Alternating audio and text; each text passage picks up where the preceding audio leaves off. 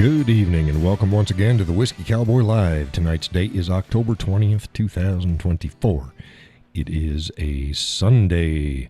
Sunday. Welcome to the show.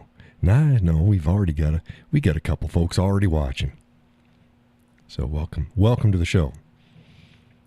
There's Laurel. Good evening. Looking good and sounding good. Fantastic. Thank you. You may notice that the Zoom box over here is the right size this time. What I figured out is as soon as I do the admin buttons on it, it widens it and I can't make it any smaller. So after I turn off all the things that, like sharing and stuff so folks don't pull some shenanigans, I then got to hide that. I need to put it back into the more thing, and then it allows me to narrow it again. So there it is. It gets to be narrow again in the proper perspective. Folks might also notice, hey, I'm a little light in the beard. Yes, I trimmed it down. Same length underneath the chin, but I trimmed it down a little bit closer to the jawline and tighter at the back of the jaw. Now, I'd like it a little bit fuller than it is now, but you know how that goes. Sometimes you take too much off, sometimes not enough. It's a delicate process. Now, you will note, you look at my beard and you go, well, what color is John's beard? You go, well, it's gray. Yes, I have a gray beard. Now, that may go, well, yeah, we can see that, John. Why are you bringing this up? Well, the last few pictures that I've taken, it was funny, here we go. The last few pictures that I've taken, one inside, and the lighting was just right, and then out by the fire. Let's see here. Here we go. That's the picture I took yesterday evening. Look at that, brown. It's not brown.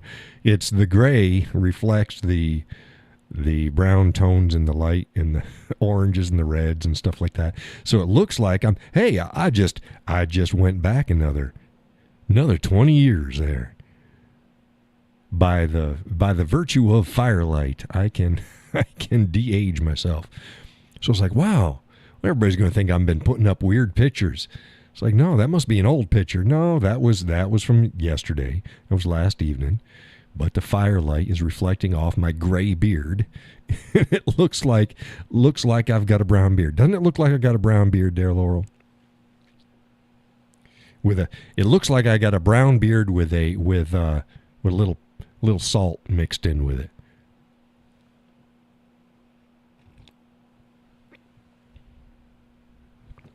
It says, yeah, it does. Yeah, it does. See, there you go, Laurel. That's what I looked like about 20 years ago. It's like, holy cow.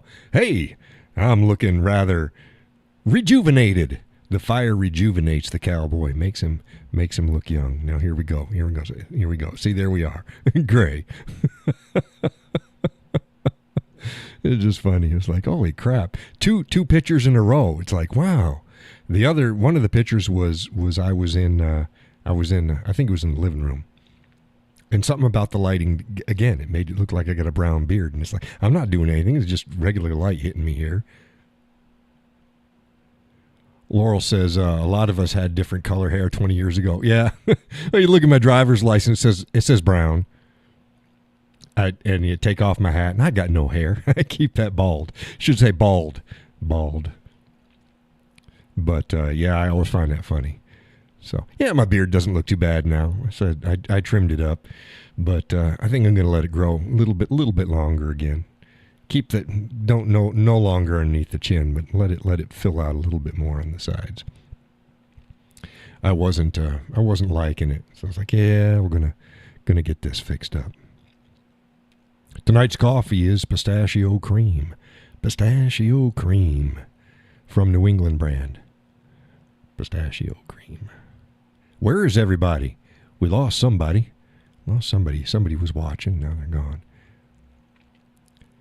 I was going to post earlier today, hey, John's in the mood. John, I've been in a mood all day. Hell, I've been in a mood for 2 weeks.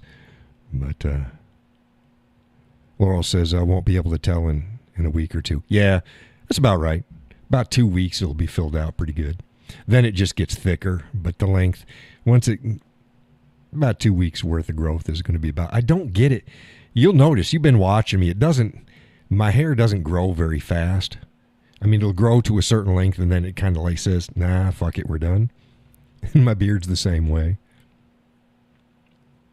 I had long hair down between my shoulder blades.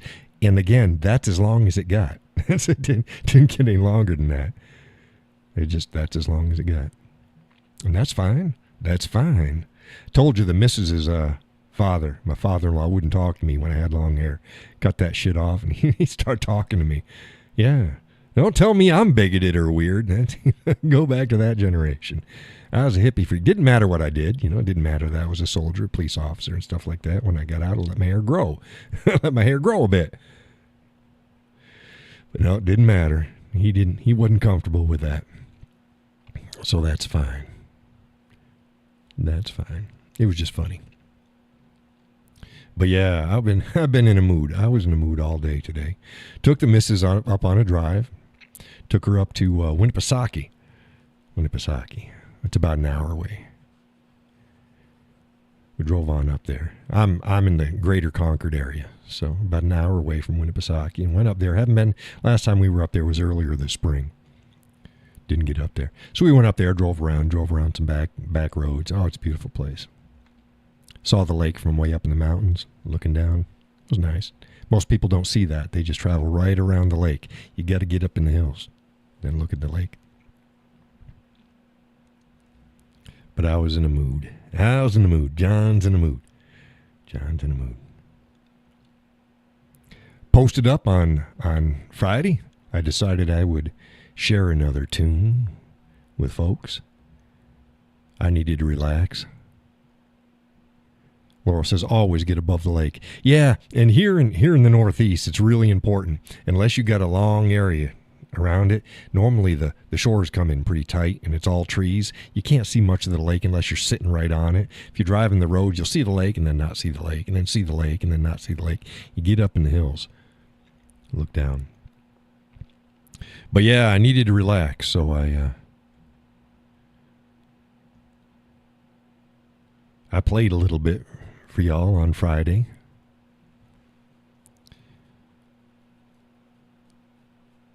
And somebody had said that, well, it'd be cool if I got together with somebody, Tadashi Tractors or something like Tadashi Tractors. I think I'd heard of them a while ago, but they're kind of like a country folk jazzy band.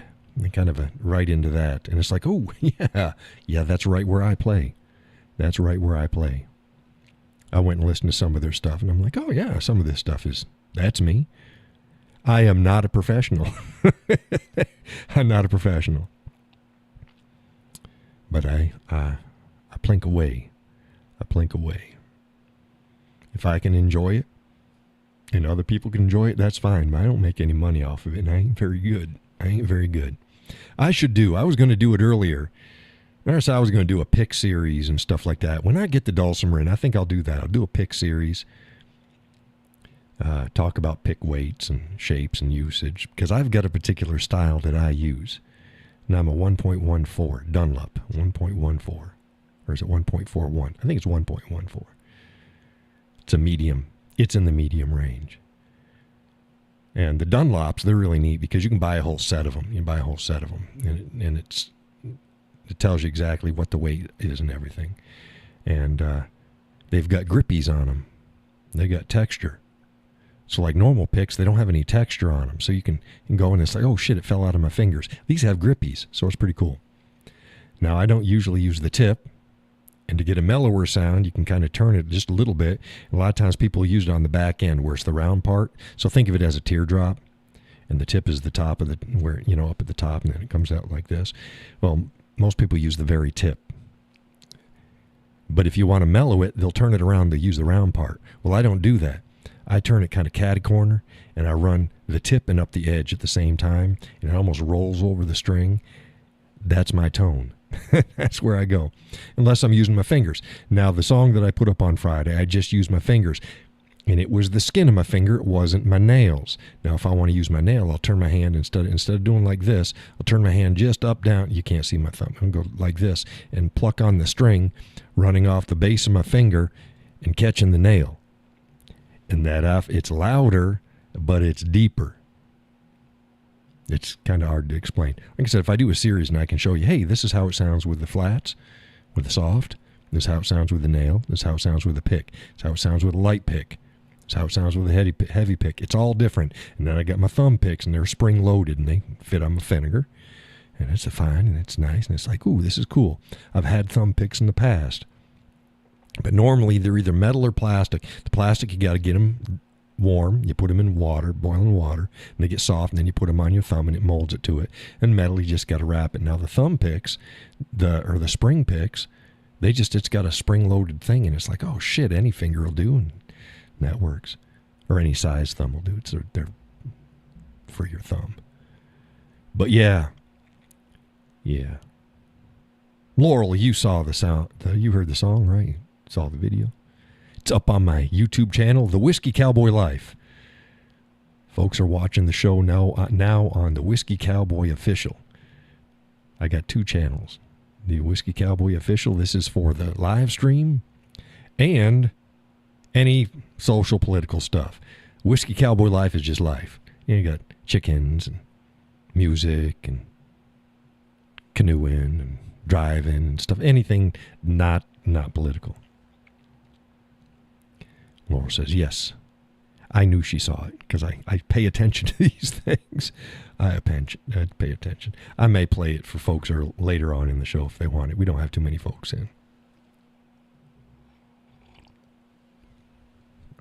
It's just a simple tune. Just to relax. That's what it sounds like in the Cowboy's house. Every day. Damn near. Some days I don't, but almost every day. You'll hear me playing 2, 3, 4, 5 times a day. And at night, just sit down, relax, and run the backing tracks, and just play some smooth jazz or some Latin music.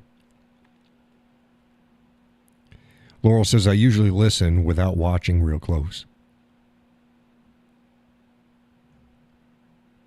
I don't get it. What are you talking about?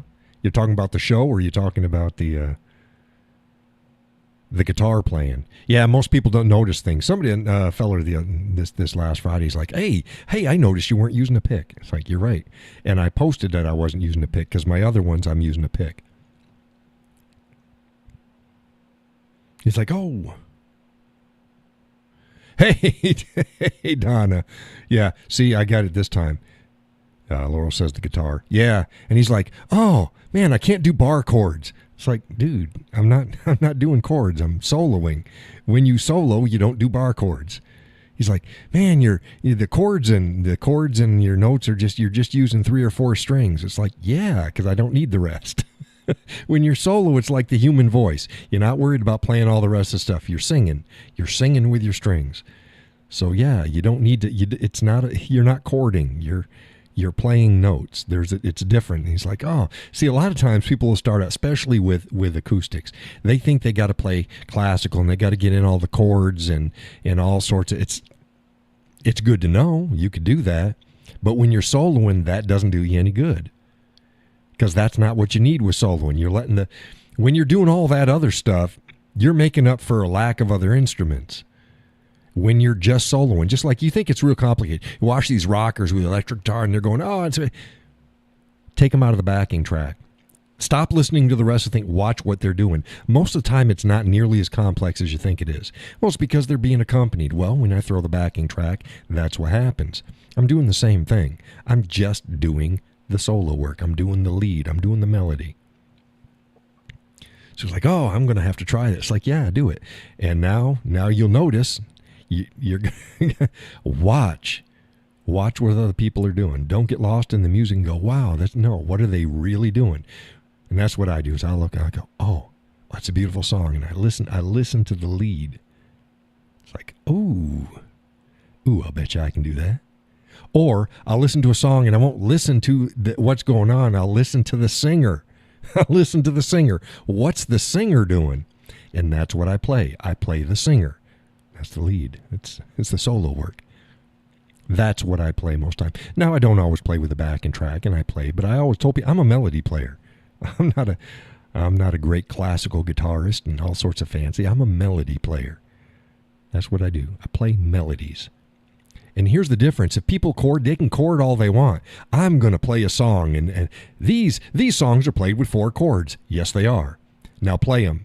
Okay, now play them without a backing track, without somebody else coming in and doing the solo work in the lead, the melody. You don't know what the hell you're listening to. You're just hearing C, C, D, E, C, C, D, E, E, F, C, C, D. You don't know it all sounds the same. It's a chord. And those were chords, not just the note. But yeah, chords are great, and they're more great when you are the accompaniment. Or you're singing. If you want to sing, learn your chords. Because that's going to be your background music. That's going to be back and track. Your voice is going to be the lead.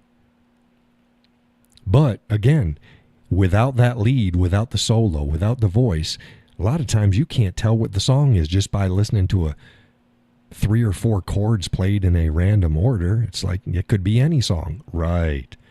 Right. You're absolutely right. And I do that too. I can play the same song, my same solo, over 3 different backing tracks that are totally different. It's the same damn song. Sounds great. It's like, oh, yeah, it's the same song. No, it's not. No, it's not. Because you're listening to my solo, and it sounds great with the backing track, but it's a totally different backing track. which is fine and well, but sometimes you have to go, whoa, let's stop sliding into something. But yeah. So yeah, I'm a melody player. I play the melody. That's what I do. Why? Because that's what I like to hear. I like to hear the melody. I'm not complex. Oops. Let's get out of here. You got 5 folks in there. Should we go and play a little bit of that in there, folks? Just a little bit of it.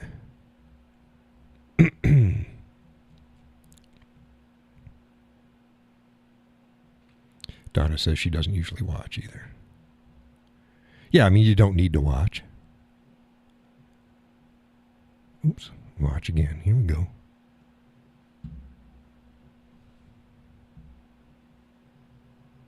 Let's go here. You're not. Facebook's not even. There we go.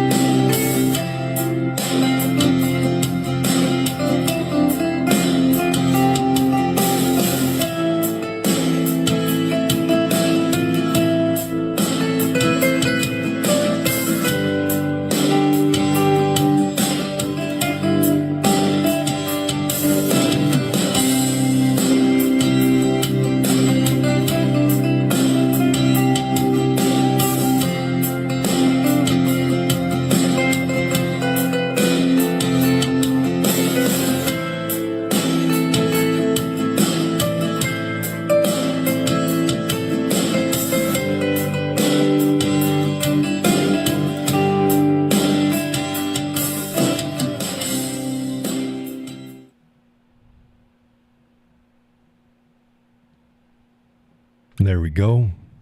There we go. Little mini concert. So, and you notice I like to work the neck. I like to work the neck. It's because I get into a groove and I see the notes. I can't read music, but I see where the note should be. Now, I can go up and down the strings because there's 6 strings. Oh, there goes a ossifer doing something. So the one up at the top where the thumb is, and then the one down here. So you got 6 strings. I can do the same notes. I can run up and down the strings, or I can run up and down the neck. Well, unless I need to run fast, like super fast, I don't run up and down the strings. I run up and down the neck. Why? Because it's like a flow. I see the music while I'm playing. I like that flow of going up and down, and I can see where it is. So that's just how I play. And I'll do that. I'll jump strings, and I'll run some on one and some on another, but I tend to like a flow up and down. And that's what the missus hears all the time. It's always some music going on here. You get more of me playing than anything else. And I'll just go, well, do I want some blues or do I want some jazz? I get some funk. I get some funk songs. I gotta be in their mood for funk, though. Man, I can funk out, but I gotta be in the mood for it.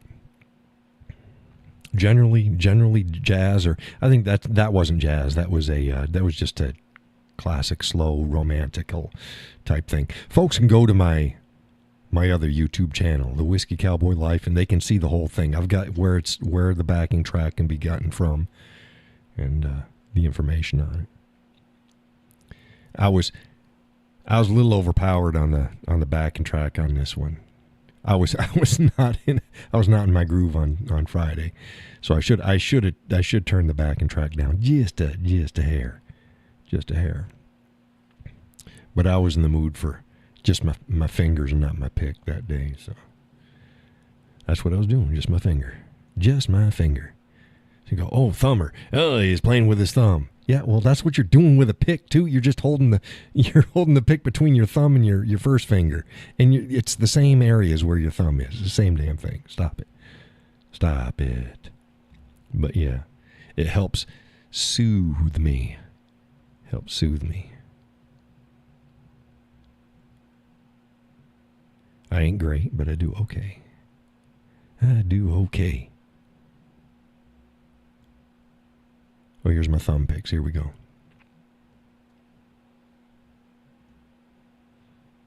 Those are Black Mountain picks. Black Mountain picks. Spring-loaded. Good picks. I like the one here on the right. That's the jazz pick. And yes, I use it playing jazz sometimes. I will probably use these more often with my dulcimer than I do with the guitar, though. And the blue one here. This one and this one. The blue one and the black one are my favorites. The red one is a bit too thick and a bit too big. I can't feel the strings as well. And then this gray one is a little bit too flimsy. It doesn't give me the sound that I want. So it's usually the blue one here and the black one. And that set's mid-20s. How much does that set cost? $26.45 as of it says yesterday, but that's not when I wrote this. I wrote this a couple years ago, I think. So but the prices haven't changed much. So you're looking under $30 for 4 of them, and you can figure out which one you like the best. And if you need to get more, you can buy them just in singles or in packs, like 5, 10, any particular one. But those are my 2 favorite ones, the blue one and the black one.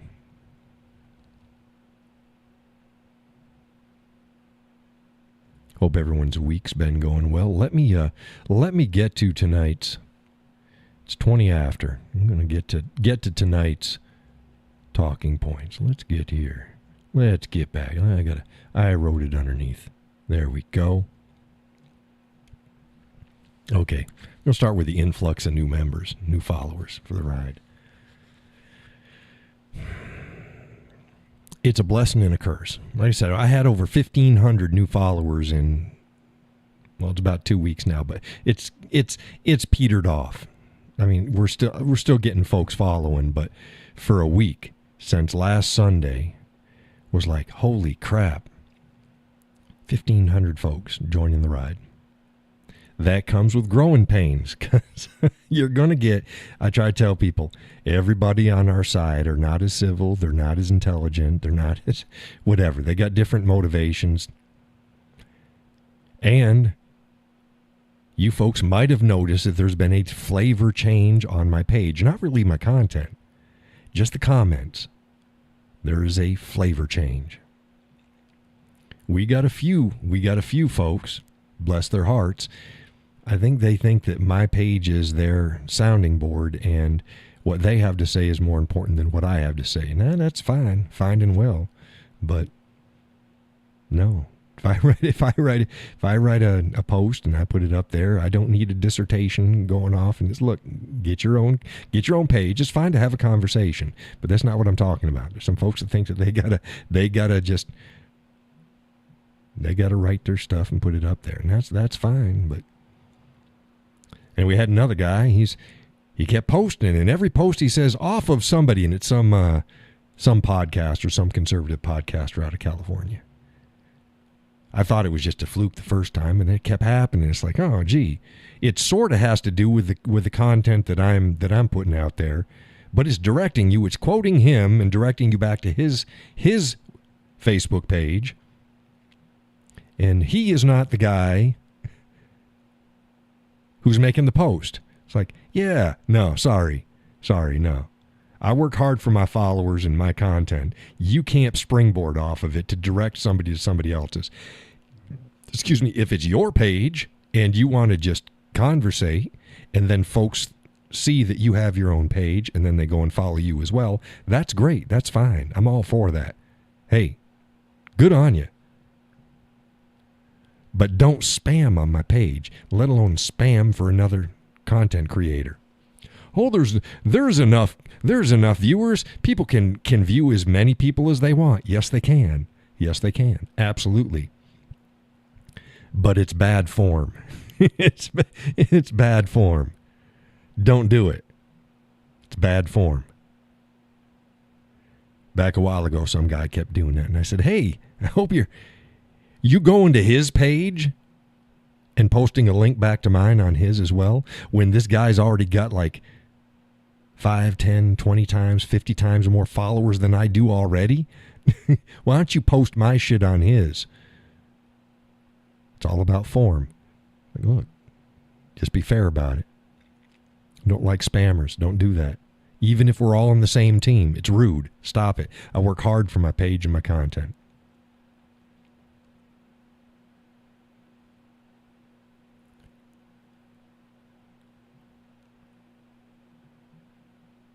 With the influx of people, there's no delicate way of saying this. People don't think.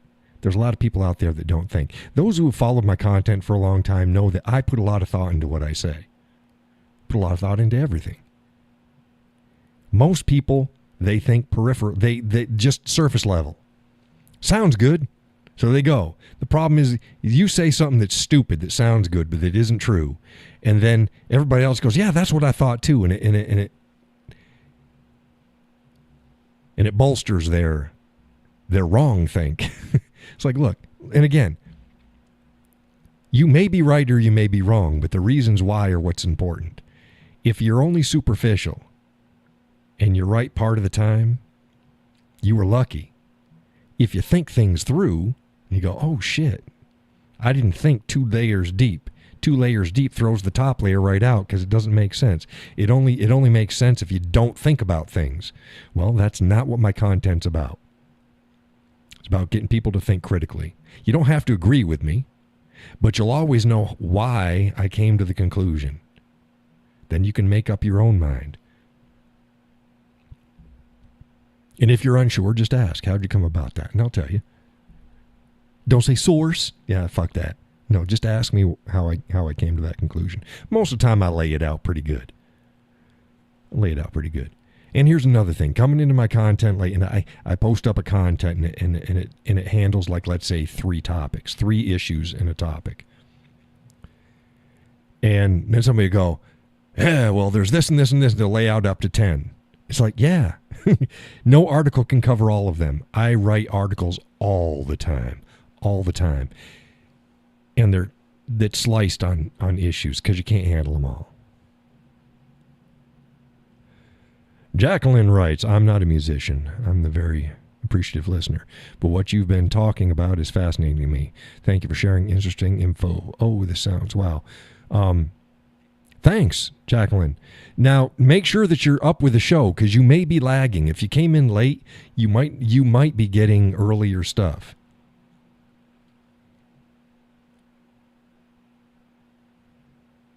Because I hadn't played the guitar for a while there. So Jacqueline, you may not you may be listening to a different part of the show. So yeah, don't just do something, know why you're doing it. Don't just think something, know why you're thinking it. And a lot of times you figure out why, you go, oh shit, I shouldn't be doing or thinking that. Here we go. School loans and debt in general, which leads to surface level analysis. There we go. Surface level analysis. The missus hears that from me all the time. I get tired of surface level analysis. Unless all you are analyzing is the surface, you're going to be wrong more than you're going to be right. Two major things that have been coming up when I posted about Biden and his student debt relief thing. I told people, it doesn't even matter if a dime is spent or not. That's not the goal. The goal is to buy votes, whether or not he spends a dime or not. But set that aside. One member came in and she was like, what they need to do to fix this student loan mess is they need to highly tax the schools and the lending institutions that give these loans. That'll take care of the problem. It's like, oh, surface level analysis. Not even a very good one on that part. You tax them more, they're going to ask for more. Taxes are always passed down to the end consumer. Always. Always.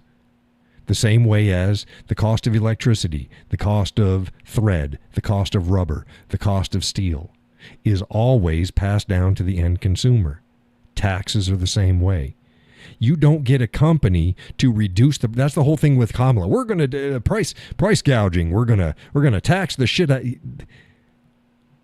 You don't get people to lower their prices on goods or services by taxing them more. It doesn't work that way. They'll do one of two things. They'll either increase the cost to cover those taxes or they'll go out of business. There is no middle ground. There's been nobody that says, oh, fuck it. Yeah, I get it. No, you've taxed me enough already. I'm going to reduce my prices while I still have high taxes and take even less of a profit, if any. It doesn't work that way. Taxes do not reduce the cost of products. It always increases them. And it would be the same way with loans. Now, another one, happened to be another gal. She's like, we need to reduce the interest rate to even 0% for loans. That's what the problem is. It's like, no. You know, you need interest rates on loans, right? Because that's how banks and loaning institutions make their money. And if they don't make money, they can't loan money. People don't understand how the process works. Now, yes, interest rates can be too high. Market will dictate that for most part. If people stop getting the loans, they'll go, well, I guess the interest rates are too high, which is exactly why the Fed raised interest rates. It stops people from getting loans. It stagnates the economy. Makes people save their money for a while. They lower the rates, they get more loans. See how it works? So that can either, but you can't artificially lower the rates because then the loaning, the banks and the loaning institutions won't be able to make money. They make money off of transaction fees, services, and interest rates. Most of it's interest rates.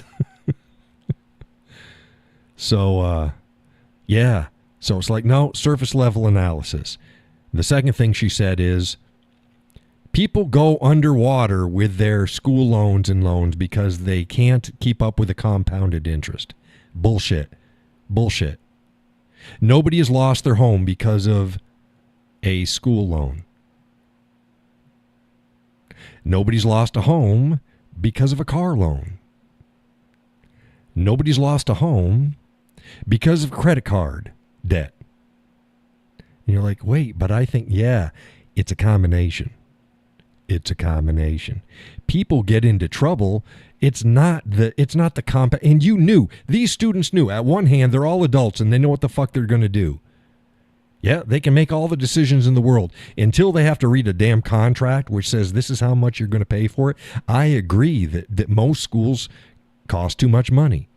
Well, they cost too much money because the government's backing the loans. And it's like Kamala Harris. She goes, we're going to get $25,000 to every new home buyer. And that's going to get people into new homes. No, that's going to increase every new home out there because the home seller does not know whether they're going to be selling to a new buyer or not. Every new home is going to go up $25,000. You didn't help anybody. You just made the market $25,000 more expensive. And most of the people can't even they won't even get that taxpayer subsidized $25,000. They won't. They won't.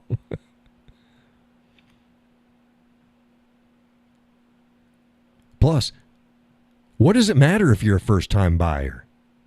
That's not how it works. Well, you mean that since I have owned several houses, that I am not, I shouldn't get $25,000? I don't think anybody should. But why does that matter? Why does somebody who has a shitty credit score, who otherwise would not be able to purchase a house for good reason, it's like, oh, gee, I'm paying more in rent each month than most people do in a mortgage. Yeah, why? Because your credit's shitty. And you can quit your lease at any time and or when the year is done, move someplace else. You don't do that with a mortgage. It's not apples and oranges. Or sorry, it's not apples and apples. It's apples and oranges. Yeah, the amount that you're spending, but you're still a risk. But yeah, surface level analysis. Hey, are you still all getting this out there? Laurel, Donna, everybody, are you hearing this? Says it's excellent, but nobody's typed up in a while.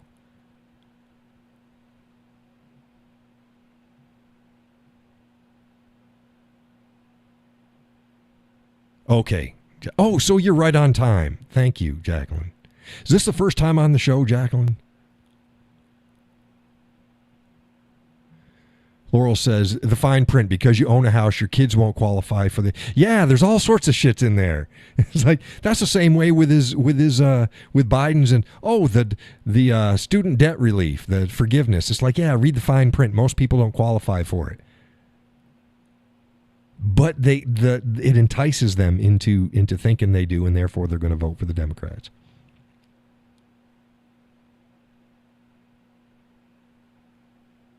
But yeah, Jacqueline put up a pink hand. Is this the first time on the show? I don't recall. I think I saw the name on Facebook, but I don't think I've ever seen you at the show. If this is your first time, welcome. Welcome. I know there was a couple folks, they'd missed it a few times out there and said they got to get back in and see it. DJ says, yep. Donna says, yep. Surface level analysis. It aggravates the living shit out of me. Oh, man, puts a burr in my saddle. So we'll go on. We'll go on from that. We'll go to cultural figures and relevance. Here's something from the right, and this just annoys me. I posted up something about Lizzo. Lizzo said some stuff at the rally in Detroit for Kamala. And I posted it up. Why? Because Lizzo said it. But not because Lizzo said it. It could have been said by anybody. But the simple fact is, because Lizzo said it, people are paying attention to it. Now, we get a lot of people on the right going, I don't even know who the hell Lizzo is. Why should I care? I don't care what she has to say. Fair enough. Fair enough. Excuse me. Fair enough. But you know what? Society knows who Lizzo is. So it's all fine and well for you to thumb your nose. But society is listening to Lizzo. Guess what? They're not listening to you. So when I post up about a cultural icon or a figure that is known to the general public, it's not because I'm agreeing with them, or it's because I understand that culturally, whether we like it or not, they have voice and people listen to them. Jacqueline says, yes, I've been following your Facebook group for a couple of weeks, commenting, and this is my first time watching the show. Well, welcome aboard. Welcome aboard. See, now you have an active face and voice to put with the words. That's John. It's John. Gray beard, not brown beard. Gray beard. John the Gray. But, yeah. So that's why I post up. You know, you can thumb your nose all you want. Who are they? They don't matter. They don't matter to you. They don't matter to you. Sadly, they matter to a lot of other people. Which brings me to parenting versus culture and society. That was another one. I only got one more after this, and then we're off to the races and whatever happens. For the past 40 years or so, parents have been giving up their rights, have been handing their children over to society for society to raise them instead of being parents. Yeah, I know. Not me, not me. No, of course not. Not me either. But I'm talking about in general. You will always be fighting with society and culture when it comes to raising your kids. That's the way it has been since the dawn of time. The problem is like when we were kids, most of the folks who follow my content, when we were kids, we didn't have social media. We didn't spend as much time in front of television. Like I said, I didn't get TV till I was damn near a teenager. I was listening to the radio at night, but most of the time I was outside doing stuff. And we had books. So books and radio became the other influence of your children. And good parenting, this is what you're going to listen to on the radio, and this is the books that you're going to read, because they do shape you. They do shape you. But parents in the modern age have have handed over their children to schools and the society in general by way of technology and them being absentee parents. And then they wonder why their kids grow up to be what they are. Well, because you didn't raise them. It's even harder now to raise a kid than it was back in the 60s and 70s. Why? Well, technology and how society is integrated into most of us. As soon as we were home from school, we were home from school. We might have watched a show in the evening.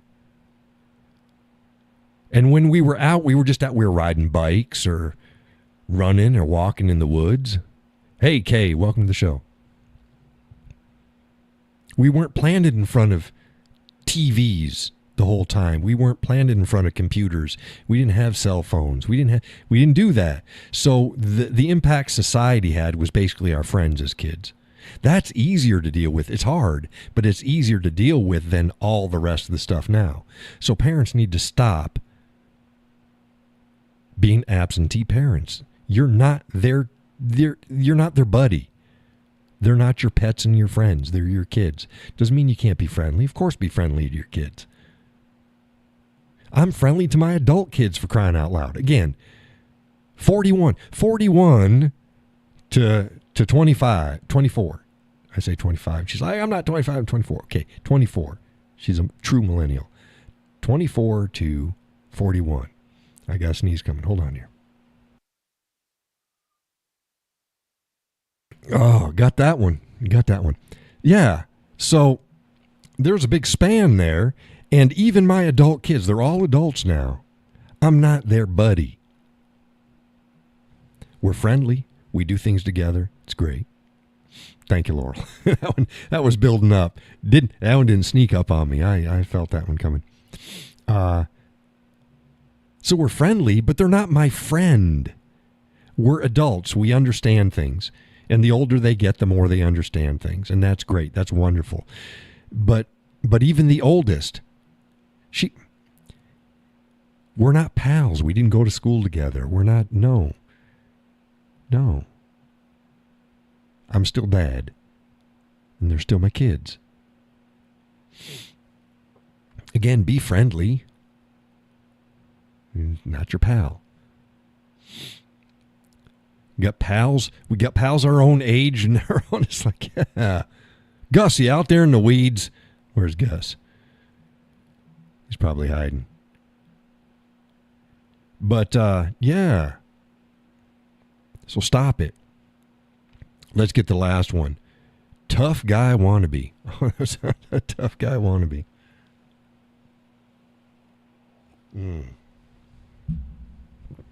Kay says parents have finally gotten involved with their kids' education. That's good. Yeah, it's starting to turn around.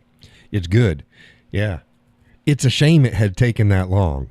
And I tell people all the time, they don't own your kids. See, there's Gus. I knew he was there. Well, if I want a friend, I'll talk with Gus. And I'm not going to talk to my kids. There's a bunch of shit I can't talk to my kids about. Why? They're my kids. There's a lot that I can talk to them about, but they're my kids. Even at over 40, they're my kids. They're my kids. But that's neither here nor there.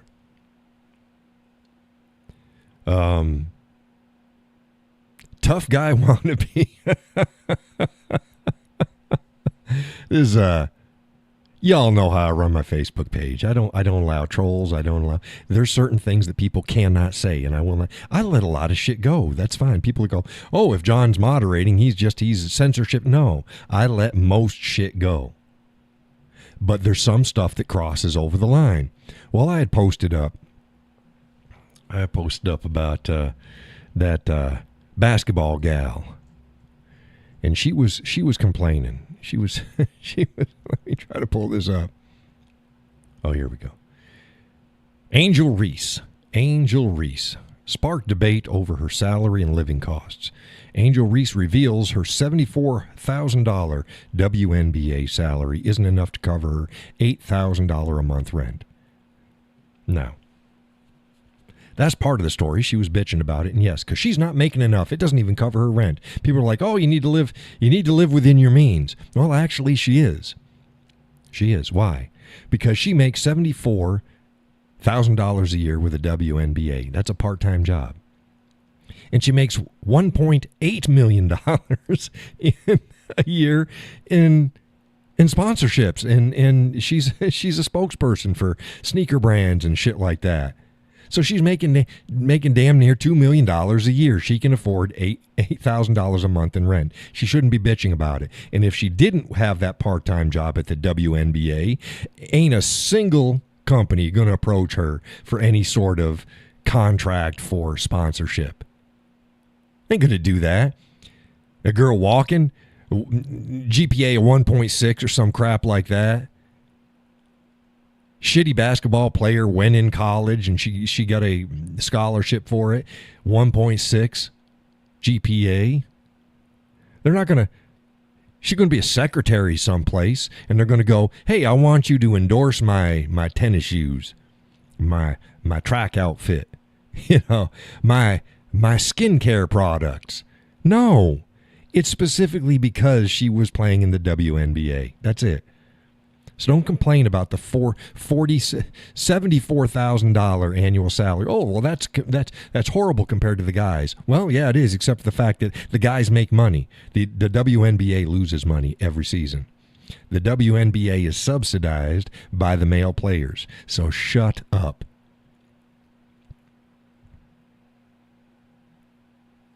Kay says, I like the way you run your page. Rudeness is right. So we'll get to that. So that's the story behind Reese. Well, that went semi-viral. So I got a lot. Let's see what the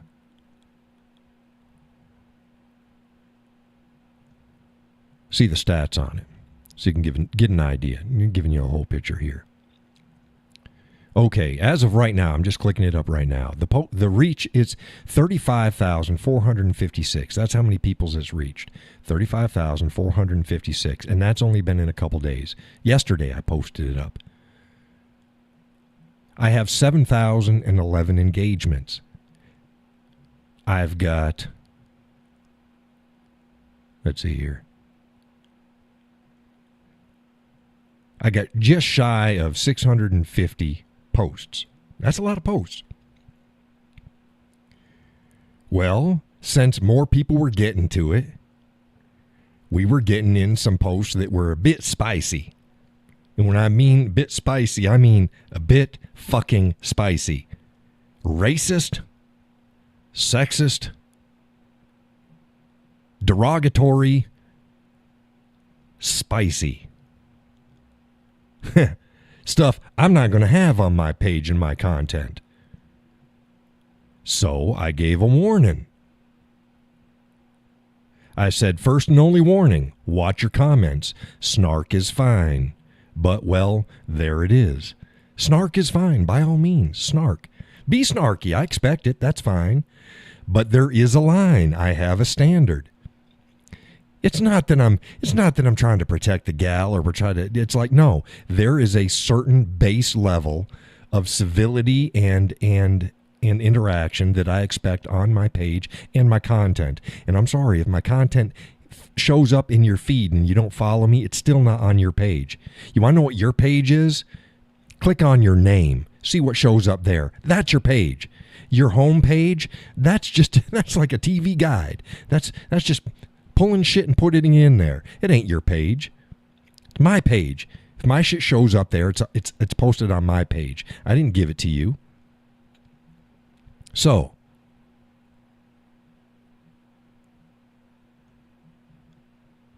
we got this jagwagon he posts up. The Whiskey Cowboy. Tough guy wannabe. I'm like, oh, where the hell did that come from? I just warn people don't be shit posting. and it's my page. So I go to his page. He has like 121 followers or something like that. Some random guy. That is he's another one of those Facebook digital creators. And I love that. Digital creator. Really? I go to his page. Ain't a single post that he posted up there that wasn't a share of somebody else's work. Ain't nothing his. So he has a page and then he just posts everybody else's shit. And he's a digital creator? Get the fuck out of here. No, you're not. But as for tough guy wannabe, I don't want to be anything. I am what I am. People think I'm tough, fine. If people don't think I'm tough, fine. I don't care. It wasn't very tough for me to block his ass. That happened pretty quick. It doesn't take a tough guy to block his ass, which is what happened. So he not only got blocked, but he became a topic. And I blur out I block out the names. So the world's going to see what a jackwagon he is, and they're not even going to know his name. And I'm going to get a lot of traffic and run off of that. I actually posted up a standalone. I thought it was so good, I posted up a standalone. And people ask me this. And they've asked me, why do you post this stuff? Why? Because people like to see it. So tell me when you see me show someone to the door when they're being a jackwagon that you don't enjoy seeing that. And I guarantee you there's a lot more of that going on that you don't see. But every once in a while I post it up there. That's how my page is so clean. Jacqueline says, yes, I love your keeping of all content weeded out and quickly blocking abusive commenters. Yeah. So it makes it so much better. Right. You don't want to weed through that shit. And it's not about disagreements. Everybody knows. People disagree with me on things. Usually it's by degree or just a little bit. And that's fine. We get one or two back and forth and then I shut it down. It's done. Again, you saying the same thing 5 times isn't going to change what I think about it. I'll leave it up there. It's fine, but enough is enough. You saying the same thing 7 different ways isn't going to change my mind. You got to come with something with substance. And then I may have substance and you may have substance. We just don't agree, and that's fine. You got to say enough is enough. Can you imagine if I debated everybody that came to my content? It's their right. They have the right to demand that I debate them. No, you don't. You only have the right to see my stuff. I do exchanges when I think that it's beneficial. But one thing I don't like is I don't like people posting up wrong stuff because it spreads like wildfire. I'll shut that shit down. Oh, they disagree. It's not about disagreement. It's not. And especially if you're a leftist and you're going to come on there, don't use my page to spread your crap. Go spread your crap to your own page and your own audience. Problem solved. Laurel says, if I do happen upon the exchange, I grab the popcorn to watch the issue. Yeah, it doesn't last very long, though. Sometimes I'll let it roll a little bit. If it happens, like if it happens early in the morning and I just, okay, whatever. I'm working on other stuff, too. I might let it go back and forth. But it's like, man, it's like, look, I'm not trying to pat myself on the back, but you're jumping into a ring as a 4-year-old cripple with a prize fighter. It's like, don't do it. I'm being nice. Stop it. DJ Donna says, we get over it respectfully. Right. You don't keep hashing it over. We don't agree. That's okay. Done. More times than not. However, if somebody disagrees with me, normally it's they didn't understand what I was saying or they didn't think it through. That happens all the time. Read what I actually said. Don't read into it. Read what I actually said. I've had people go, I disagree, and then they write out and it's like, you didn't disagree at all. That happened with the whole excuse me, mothers and fathers, males and female thing. I disagree. Da da da da da da. And it's like, and then we'll come around, 2-3 times. It's like, yeah, see, you didn't disagree at all, did you? Well, no. Well, there you go. Next time, read what the hell I said.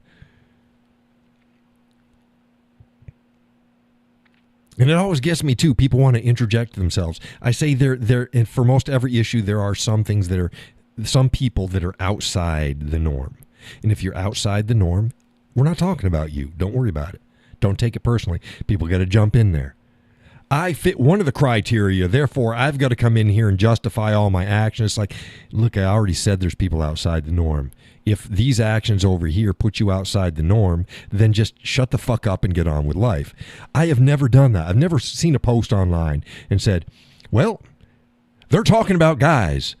I'm a guy. Okay. They're talking about tall guys. Okay, I'm a tall guy. And they spout a bunch of shit that has nothing to do with me. It's like, well, I need to jump in. I need to jump in there because I'm a tall guy.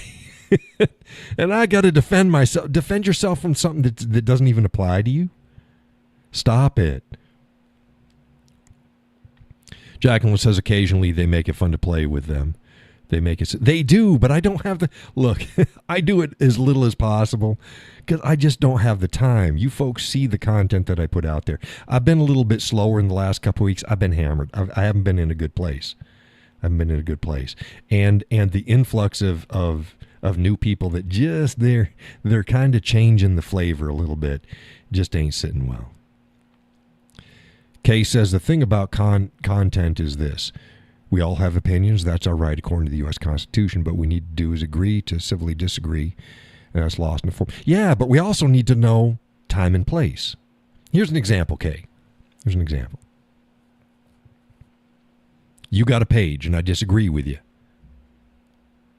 I might say it once. You come back and then I go, fair enough. It's your page. I yield. It doesn't mean you're right. I'm not admitting you're right. It's your page. If it's on my page or if it's in my house, yield to me. It's not me being an asshole. I do the same for you. I do the same thing for Gus. Gus says it's funny.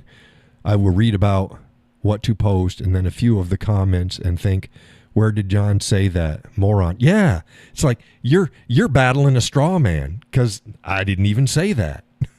I didn't even say that. Kay says, I'm listening. No, yeah. Yeah. It's so with content and it's somebody else after this one guy. Yeah. Tough guy wannabe. Well, number one, whatever. Those who know me, they can make up their mind whether or not I'm a tough guy or not. I don't go around bullying people. But if you don't think I'm a tough guy or you think I'm a wussy, then okay, whatever. Test me how you want. We'll see. That's whatever. It ain't worth my time. I ain't going to dance with you. You ain't going to like how it works. I'm not 25. I don't need to go around going, I'm going to punch you. You're going to punch me. No, it ain't going to work that way. Plus, I'm not a little guy. Again, so, and it's easy for somebody to call me out. Oh, want to be tough guy on the internet about enforcing standards. You know, how tough are you calling me a tough guy? It's like, that's stupid. That's stupid, but whatever. Another guy on Kay's point, he had said, I'm going to, and it was in the same exchange. I'm now going to block you because you don't let people say what they want. If you're going to post something online, you need to post it and let people say what they want, or don't post at all. It's like, yeah, that's not the way it works. Just because you see it doesn't mean it's yours. Just because you have access to it doesn't mean you can do what the fuck you want to with it. It's not how it works. Not how it works online. Doesn't people think it does? No, it doesn't. It's mine. The shit you post on your page is yours. I guarantee you, if I went to any of these people's pages, there would be a point, if I just kept coming at them, they'd shut it down. It's just how long they're going to allow the foolishness to go. I don't allow it to go very far. It's my page. And those who follow my content, they like a clean page. Now, I want you folks to tell me, honestly, especially those who've been around a while, have you or have you not noticed a different tenor in the comments under my content than, let's say, a month ago?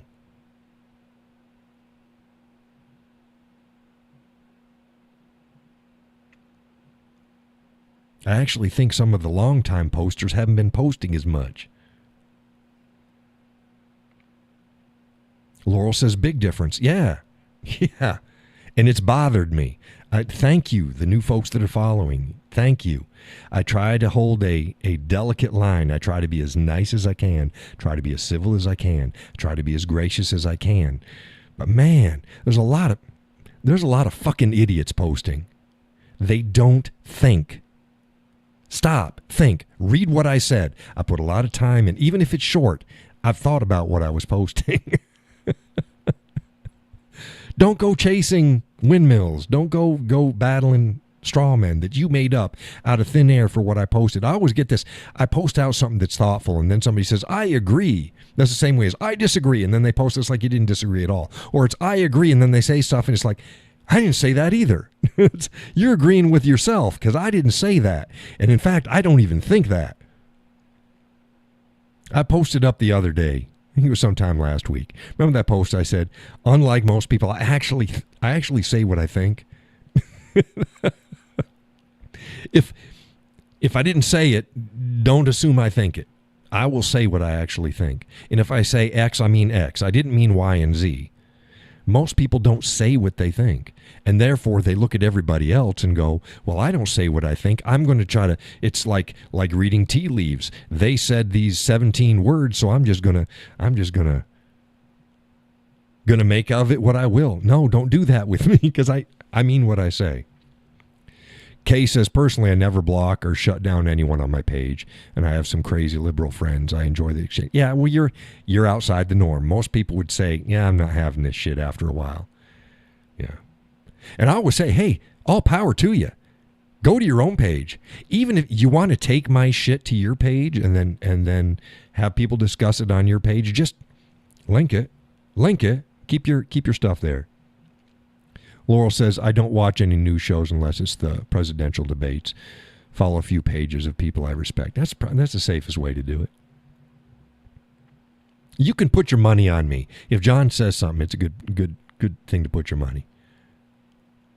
Yeah. He's probably thought about this once or twice. Because again, if I don't know, I'll say I don't know. I don't know. Let's find out. We've said that so many times on the show. By golly, I don't know. Let's find out. And then we find out. Or I go, oh shit, I didn't. That doesn't seem right to me. It may be right. Doesn't seem right. Let's find out. Oh, shit, you're right. Okay, there you go. Good on you. No pride lost. Like, again, I look at being wrong. I hate being wrong, but I look at being wrong and then finding out the truth about a matter as a chance for improvement. So I'm not wrong again. You can bet your sweet ass I ain't going to be wrong on that again. Because that's just the way it is. That's just the way it is. And it's like, it's not a pride thing for me that it's not that what other people think of me. I hate being wrong because I've got to be subservient to them. I'm not subservient to somebody because I was wrong. I'm not lower than them because I was wrong. I'm lower than myself. Raise myself up. Again, pistachio cream, New England brand coffee. So yeah. But if you're correcting me, don't do it like a jackwagon. I don't like that. I'll balk at that. No, ain't happening. I've had people show their ass on my page. Gus says, I know the definition of scrolling. I do it every day. Just let it go. Let it go. But tell me if you haven't seen this, because it's happened quite often. Somebody will bring up a point and they'll try to correct me, and sometimes they're right. But they call me names and they're insulting and they're an overall jackwagon. I will block their ass quick as shit, but then I'll make a post saying, I just blocked Bob. But in full disclosure, this is the meat and potatoes without all the horse shit that goes along with it. This is what Bob said, and he's right. You may have seen my post like that. I'll do it. Because I'm not trying to hide when I'm wrong. I won't delete somebody because I won't block them and hide their comments because I'm wrong. They get shown the door because they're assholes. If they're not, they stay. That's fine. Go, hey, you're right. Good on you. If you're an asshole and you're right, I'll block you, and then I'll make a post. Yeah, this guy was blocked. This is the point that he was making. He's absolutely right. His behavior, on the other hand, is not going to be put up with. So it's not about disagreement. Heck, I allow people to be wrong all the time. Can you imagine if I went around and you can never be wrong, people? People are always wrong. Except for me. No, it's about your actions and your attitude. Hey, don't post anything online, and if you do, you got to let anybody say and do whatever they want the whole time. It's like, no, it doesn't work like that.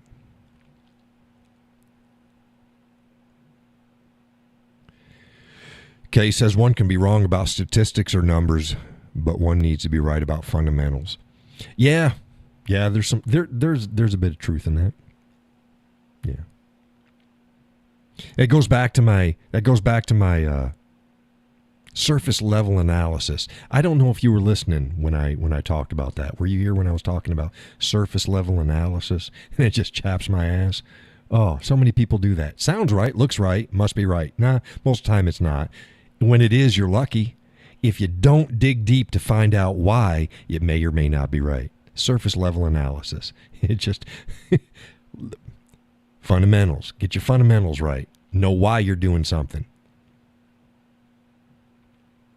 If you don't and you're just doing it, you could be right, you could be wrong.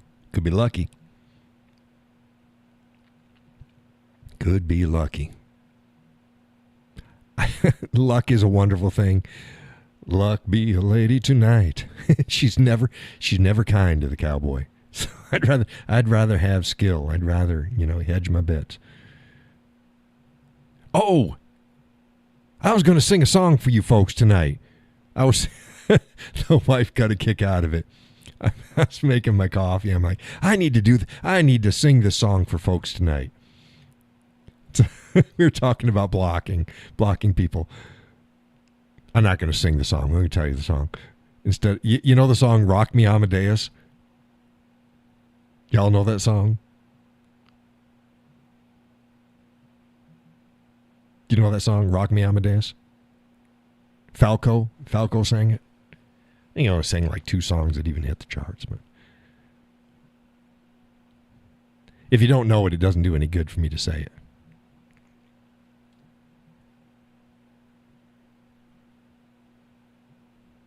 I think he's German or Austrian or something like that. One of those things. Rock Me Amadeus. You know that song? Sing a few lines, says K. Oh, we got another K. No, I'm not gonna. Let me let's see if I can get Rock Me Amadeus. Rock Me Amadeus. I'll pull it up. I'm not going to play it very far. You all know this song. Let's see here. Don't want to get copyright strikes. Nope, but go ahead and sing it anyways. Another K. Hey, KS, is this your first time on the show? If it is, welcome. How'd you find out about the show? Okay, let me see here. This is Falco, Rock Me Amadeus. Well, come on now.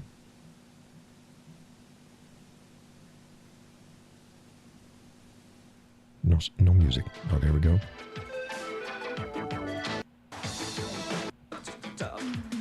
Ein Punker und er lebte in der großen Stadt. Der Natur doch so extrem.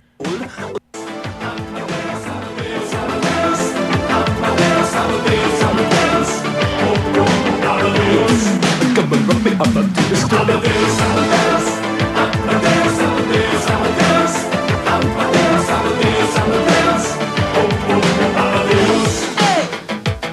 Es war 1780 und es war irgendwie no plastic money anymore. Okay, y'all heard that song before? Rock Me Amadeus? I think it was back in the 80s or 90s or something like that. It's Falco. I was talking about blocking. This is the Cowboys. Kay said, I saw something you did a month ago and liked it, so I started following. Don't know the song. And the other case says, and the point is, yeah, Rock Me Amadeus is a song about, Right, and Laurel says, yes, just didn't know it. That's Rock Me Amadeus by Falco. It's a song about Amadeus, the Mozart. And they're saying, Rock Me Amadeus. So it's a fun song. The Amadeus was a superstar in his day, stuff like that. It's got a mix of English and German in it for the song. It's a funny song. But yeah, I was singing "Block Me Amadeus." You know, Amadeus, Amadeus, Amadeus, Amadeus, Amadeus, Amadeus, Amadeus, Amadeus. Go and block me, Amadeus. Go block me, Amadeus.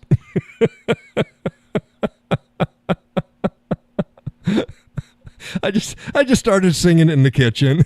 And the missus is like, oh, that's funny. It's like, yeah, block me, Amadeus. I'm a huge proponent of the block feature on every social media platform out there. Look, if you don't like me, you don't agree with my content, you don't like my content, you whatever, block me. I don't care. I didn't know who you were 2 seconds before you saw me the first time. And I won't remember you 2 seconds after you're gone. You're just block me. It evident if you don't like the Cowboy, you don't like the flavor that I'm presenting. Don't waste your time, and my content's not for you. I'm fine with that. I'm fine with that. That's fine. Block me, Amadeus. I gotta put up something tomorrow on Facebook about Block Me Amadeus. That'd be an awesome song. Block Me Amadeus. Jacqueline says, yes, your speaking voice is rich, luxurious, and expressive. I'd love to hear you sing. No, and that wasn't really me singing too much, but yeah, my singing voice, I'll tell you, I'm somewhere between Trace Atkins, let's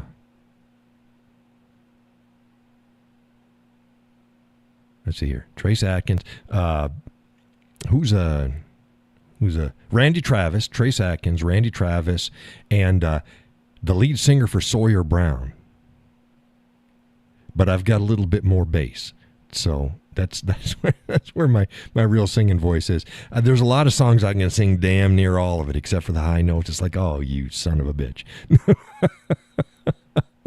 And Jacqueline, what it was a couple shows ago, some guy I'd mentioned he had watched a show. He had posted up on Facebook. He'd missed the show, and he watched the show, and it was during the day, and he's commenting, "Yeah, I'm watching your show now."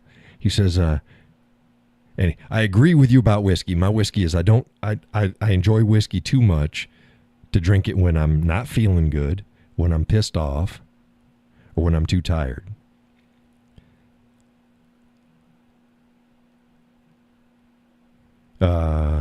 Jacqueline says, yes, of course I've heard it again. Then again, I'm 70. How did that happen? Yeah. Austrian. Yeah, I told you he was German or Austrian or something like that. But yeah. He only had a couple songs that really charted in the US. But yeah, thanks, Donna. Yeah, you guys must be lagging. I don't think that you're up to speed. Up to where we're at. But what was I saying? Oh, and he says, you sound like a smooth jazz DJ. Yeah, smooth jazz DJ. I guess something like that. Yeah, I think he was Austrian. Donna says, or maybe German. He, like I said, he's either German or Austrian. I think he was Austrian. Not much difference. I think in the song he's singing German.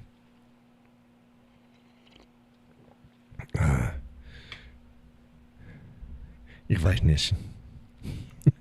Ich habe keine Ahnung. It's like, you don't. There's John speaking German again. Yes, John speaks German. But yeah, the Austrians speak German too. Arnold was Austrian. Yeah, I think Hitler was Austrian too, I think. Yeah. Oh, somebody wants to come in. Hey, there we go. Hold on here. Didn't see you there, Kay. Go ahead and say something. Kay, you there? Oh, there you go. Your mic's off, Kay.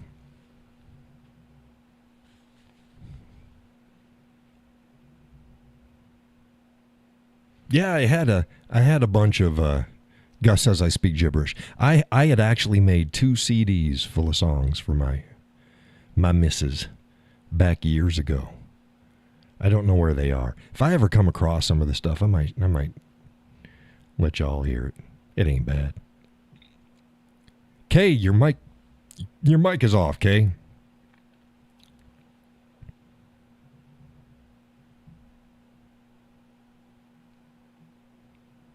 But yeah, block me, Amadeus. Saying you block me, oh, that's nothing. If you're gonna block me, don't say, oh, you're an asshole. I don't like your shit. I'm blocking you. Just leave. I didn't know who you were before you posted that. I don't care who you are. It's not an airport. Like they say, it's not an airport. Donna says that's better than word salad. Yeah. God. I thought... Mike Dyson, he's pretty bad. He's word salad. But he's a thesaurus word salad. Kamala is just chopped greens and onions flung everywhere. I shouldn't say onions. I like onions. Hey, Judy, welcome to the show. Glad you made it. You missed a lot.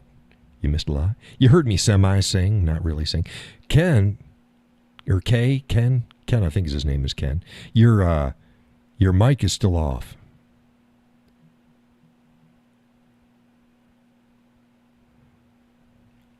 So if you're talking, we ain't hearing you. I turned up the volume on the audio, and you say I did a block me Amadeus. It wasn't really my singing.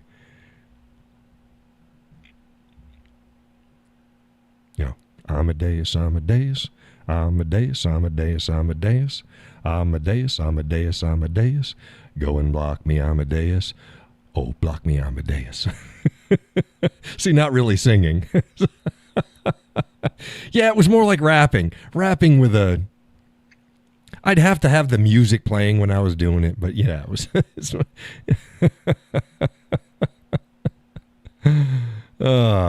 Yeah.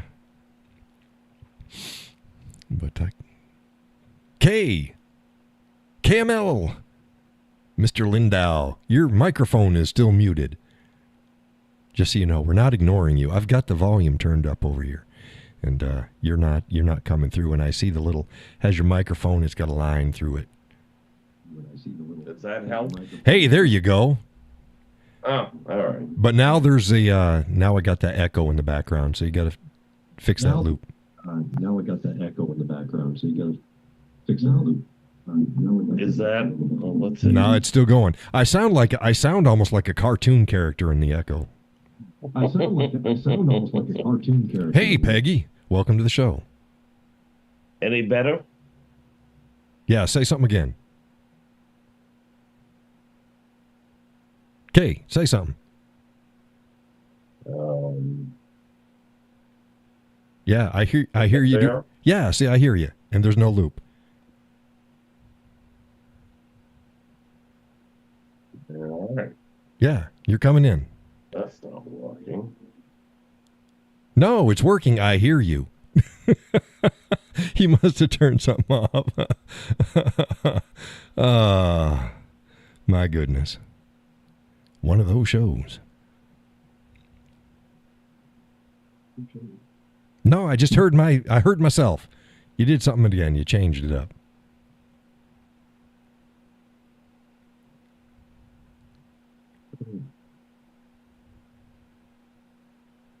Ken's having technical difficulties. Is there anything there? Yes, I hear you.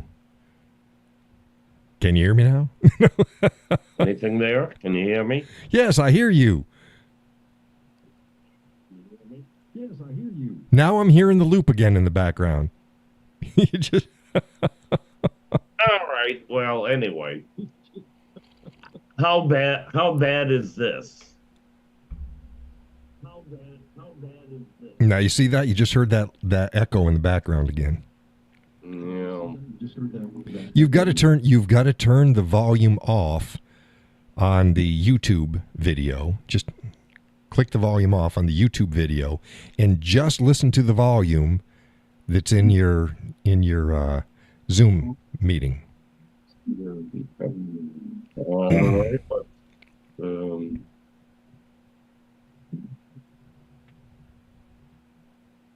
I gotta turn the volume off.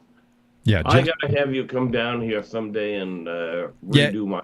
Yeah, well, all it is you turn the video volume off, and you just listen to the Zoom meeting. Now you can watch the video, but there's going to be a lag. Don't try to read lips because there's going to be a lag there. Right. But you don't get feedback.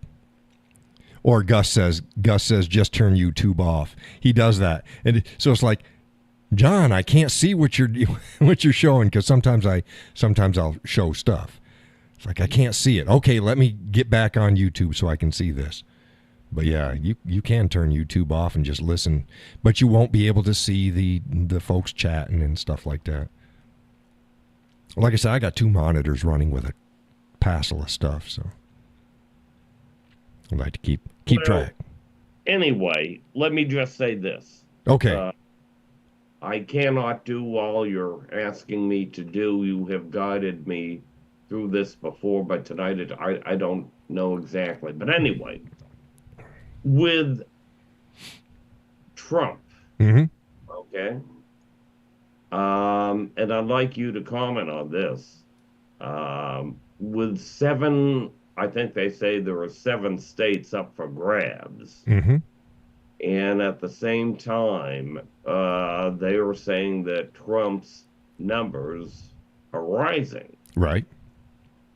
So what do you think will happen on election eve, election day, Um, Trump is not going to be able. This is my theory. Mm-hmm.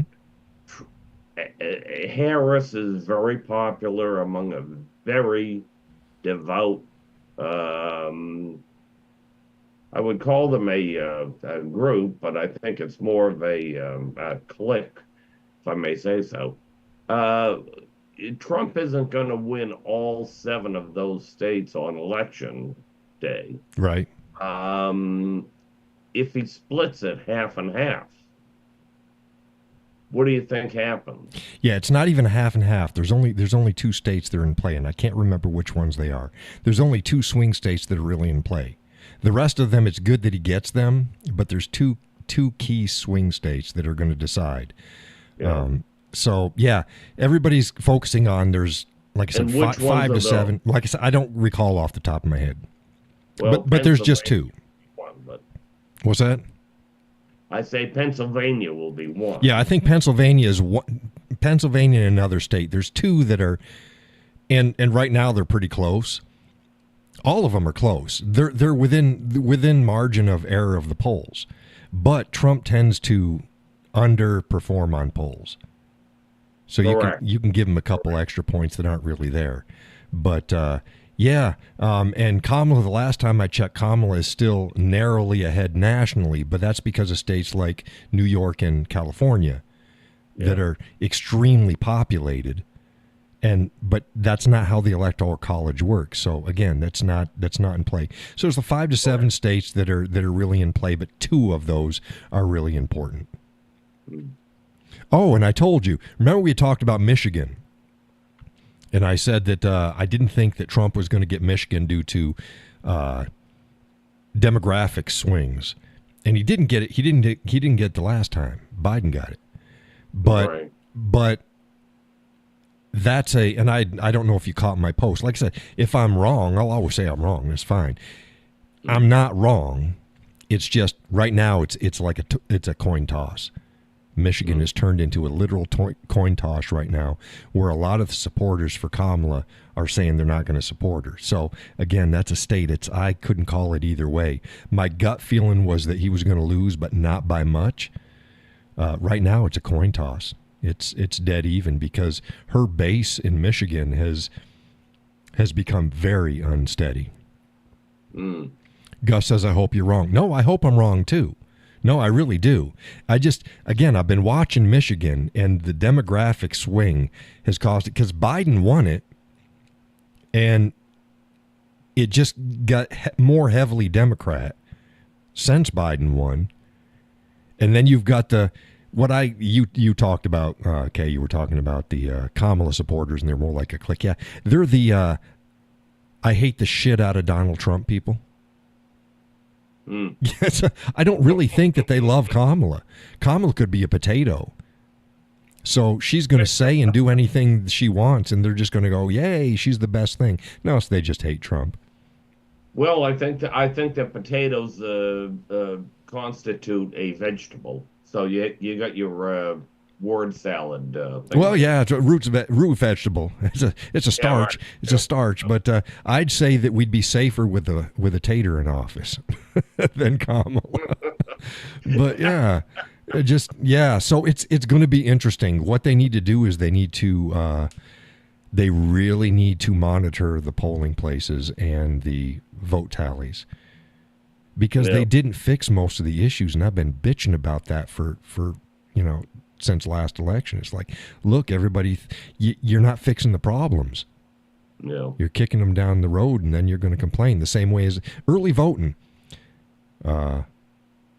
John, pull up that site. What site? Yeah, let's go to that early voting thing too for a second. Oh, before you go, I may save you some time. Here you go. Yeah. I say don't. Now, Trump, and now, hear me out. And again, people are going to have to make up the choices for themselves. But listen to my argument before you interject, because I may cover issues. Yeah. They say vote early so that there's no emergencies or shenanigans that can happen on Election Day. And I go, that sounds fine. That's a surface analysis. Here's what I do. I go, when you voted, and I go, each individual person, not you as a group of all people. No, when you voted last election, and the election before that, and the election before that, did you have any problems voting? Did you have a problem not getting to the polls and not having enough time to get to the polls? Did you have any problems with the counting of it? Chances are no, because there was only a few places across the nation that had any sort of issues. And the issues they had were huge issues, granted. But most people had zero issues.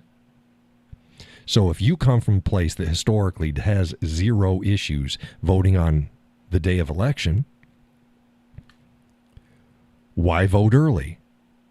Well, it's to prevent something that doesn't happen where you're at. Now, this is what happens when you do vote early. Somebody's got your vote for however long that was from the time you cast it until the time they count it. And usually they count those votes after the same day votes. So let's say you vote 2 weeks early. Oh. They have your vote, and it's just sitting there. Do you trust the security of your vote and the chain of custody of your vote any longer than absolutely needs to be? I would say people shouldn't. Well, I live in a fairly conservative district, Right?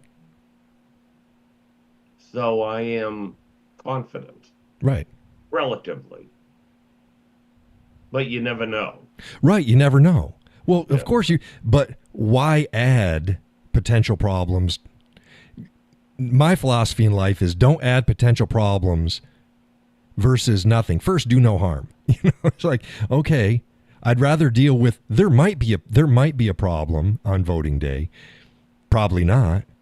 But I'm not willing to let them have my vote for 2 weeks or longer just sitting there. Mm. No.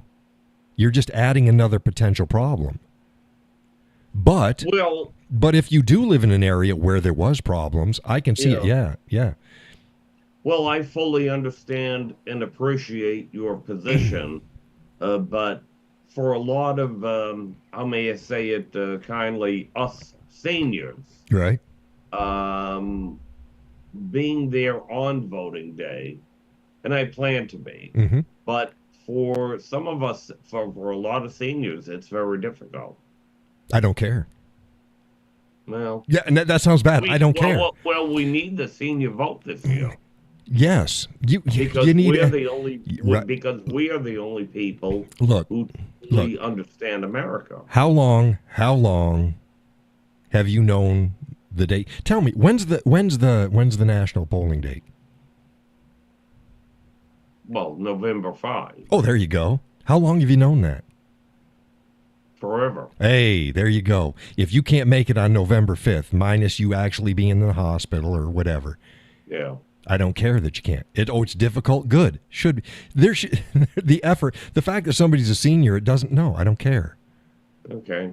You see what I'm saying? It's not that I don't have empathy. Okay. Yeah. No. Yeah. But yeah, I mean, it's because we've done this forever. They're trying to extend the ways and the time that you can vote. No, I'd posted up the only concession that I'd be willing to make is, okay, make national polling 2 days. Yeah. Problem I agree. solved. If you can't make it one of those 2 days, tough shit. It just Well, but again, I'm just going to say for our seniors, what is today? October something. 20th. 20. Thank you. All right. And I know who I'm going to vote for. Right. And there's not anything that's going to change over the next 2 weeks. Granted. All right. So why not vote now? I told you why. Now, I told you why. I respect your view. Yeah, so you're going to have to make up your mind. You can't, but what I'm saying, you can't say, oh, there's no valid reason not to vote early if I already know who I'm going to vote for. No, I already gave you the valid reason. Mm. The valid reason is you are placing your vote in the hands of somebody, and you're going to have to trust them Yeah. from them until the day after voting when they're going to count your ballot. To me, that's unacceptable when you knew you were going to be there anyways, which brings me to my other point. The right thinks that they can copy exactly what the left did with the ballot harvesting and all of that other crap. The results wouldn't be the same. Why? Well, because they're harvesting from a different demographic. They're harvesting from people that probably weren't going to go and vote. On the right, we like to go and vote. We feel it's our patriotic duty, which it is. As citizens in this country, we get our ass out of bed. Doesn't matter what's happening. We are going to get to the voting booth and we're going to vote. So the way ballot harvesting works wouldn't work the same for the right as it does the left. True. Now, I'm not saying don't do that. I mean, you can do that, but if you're expecting the huge amounts of difference in the end votes, it's not going to happen, because all you're doing is you're harvesting ballots from people that were planning on going to the voting booth anyways. And with the left, they weren't. That's where the difference was. Again, a lot of the talking heads out there, they're doing surface level analysis. Hey, if this worked for the left, yeah, we need to do this. We need to play their game. Their game that they're playing works for their demographic. Doesn't apply to ours in general. All right, let me ask you a question. Yeah. I have worked for a town previously, and I know how the balloting goes. Mm-hmm. What worries me more is, or as much, is the after balloting as opposed to the early voting. Are you talking about ballots that do not meet the time and date stamp criteria? Yeah. Yeah, that's a problem too. It all depends on how accurate the local towns are. Sure. You know. Right, and if you're voting on anybody can pull a ballot that they don't like. Right. They right. No, I get it, which is another issue with early voting and for harvesting. Another problem with harvesting ballots are they were targeting like senior centers and stuff like that. Those people, a lot of them, they had no idea what the hell they were doing. So that's why I said too, if you are unable to make it to the polling booth, and it may be because you're in a senior home, you may have Alzheimer's or something, then I don't want your vote cast anyways. Well, how do we define that? You know, if they can't make it to the polling booth is a good thing, unless right. So it's a tricky subject. Again, it's muddy. It's muddy. You got to dig deep and you got to think about it and go, oh shit, I never thought about this. Well, then how do you mitigate these problems? Well, that's the issue. It's not easy. So I would rather err on the side of caution. And like the left does the opposite. The left goes, I'd rather have 2 million illegal votes cast than one lawful vote not be cast. It's like, you're stupid. You're stupid. Because all of the illegal votes are countermanding, and they're working directly against legal votes. So I'd rather have no illegal votes done and then maybe a couple legal votes not being able to be cast. I think that the greater damage is averted by doing that. And here is another question for you. Yep. How in God's name do illegals get the right to vote? They don't get the right to vote. They're just being allowed to do it. I've been saying this for decades. Because I've been to polling booths. It's like, these people are not citizens. Right. And they're voting. I've been complaining about it for decades. And now it's like really ramped up because now people saw the amount of illegal folks that have crossed the border. And I posted up, there was a study that was done. It was something like 25% or more, 25 to 75, someplace in there. That's a wide range of illegal people in this country are registered to vote. So as long as you show up as a resident Yeah, of and a have local ID. town, Yeah, well, as long as you're you registered. can vote. Yeah, if you're registered, it depends upon how you're registered. That's what it comes to. If you are registered. So you have to look to what each state requires for registration, and it's quite a bit different. Arizona was having a problem with that. So when I go downtown here, Mm-hmm. I just say I live at such and such a place and everything. Yep. You show your driver's license or a utility bill or your mortgage payment or something like that. Yeah, you get kind of like you show something where you're paying a bill or something. Right. That's enough to be a registered voter. In a lot of places, yeah. Yeah. Well, that's wrong. Yeah. I've been screaming that, yeah. Now, you should, for federal elections, for any election actually, you should have to prove citizenship, period, for any election. Shouldn't be resident voting, the same way as they need to seriously change, and they won't, but they need to change the representation part of the Constitution, which grants senators and congressmen to represent according to population. That needs to change. It must be citizens, not population. Yes. Donna says, I don't like the utility bill thing. Yeah, I don't like. Yeah, it's easy. It's because it's not, you could pay utility. Yeah, because here you go. I pay utilities in Vermont. I'm not a registered voter in Vermont, but I have a house there. So I pay utilities. So there's gaps in there. Yeah, there's gaps, Donna.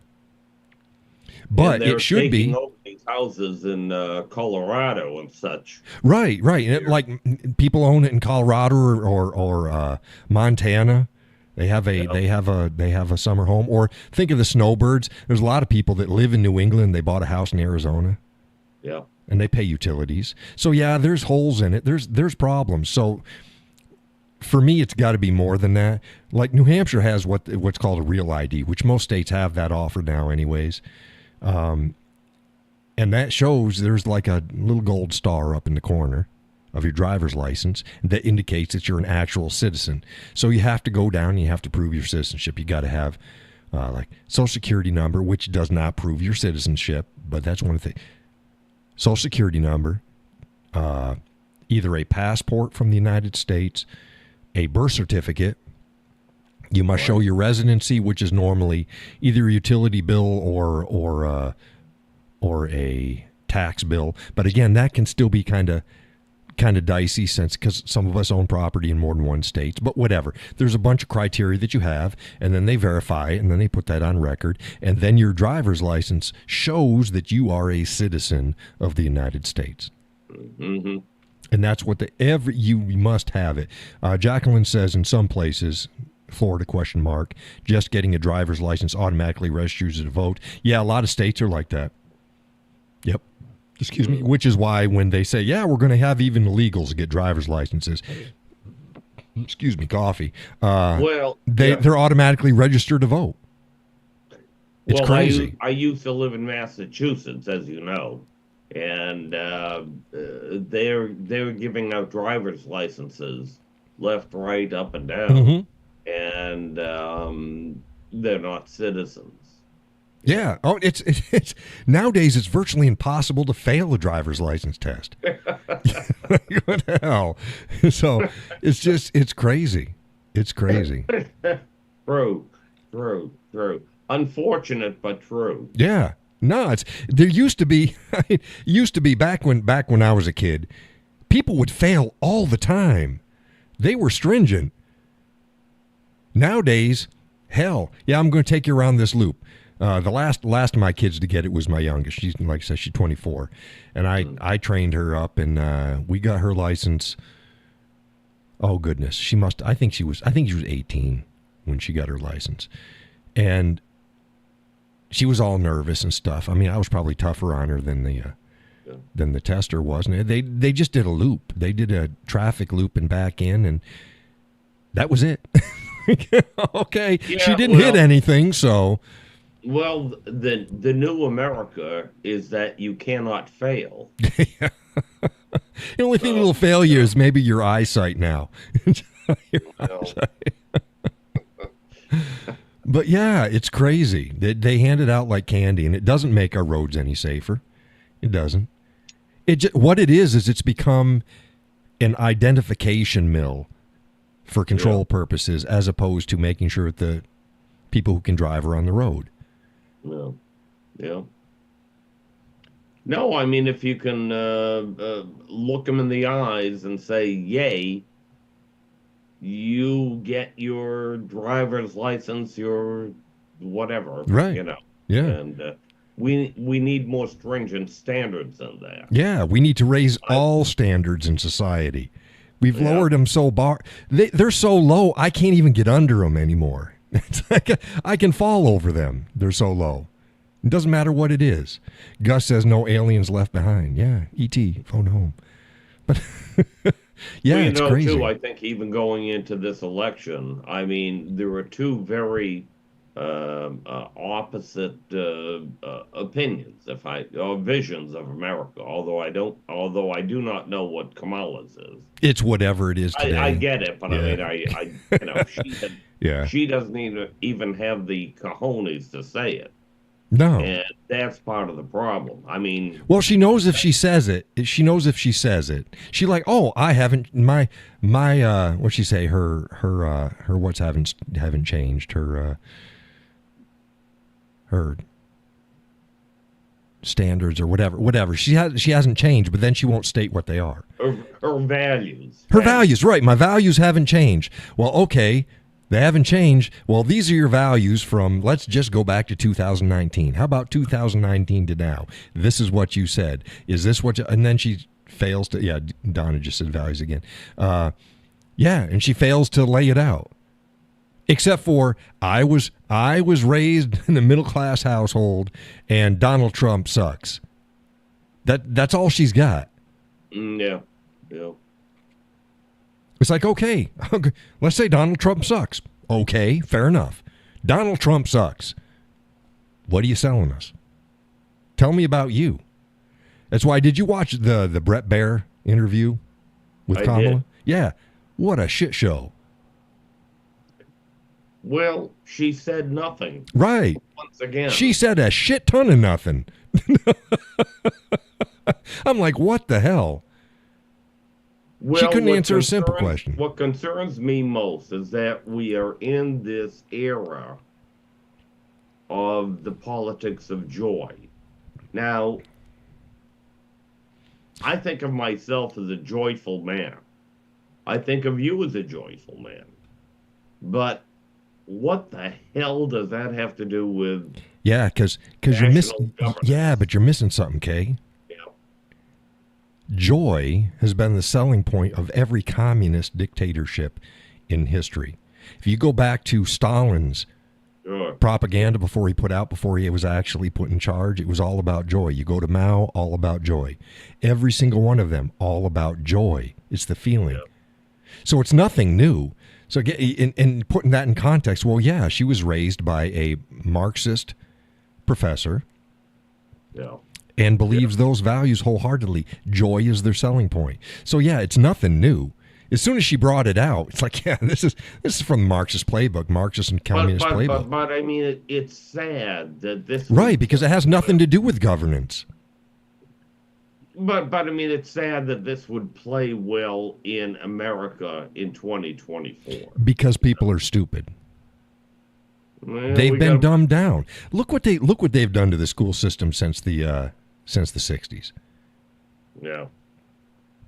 Americans are dumbed down, and they've learned to think like it's surface level analysis. They don't understand the things that are at play. Sounds good. We'll do it. Joy. That's the whole with the same thing with them talking out both sides of their mouth.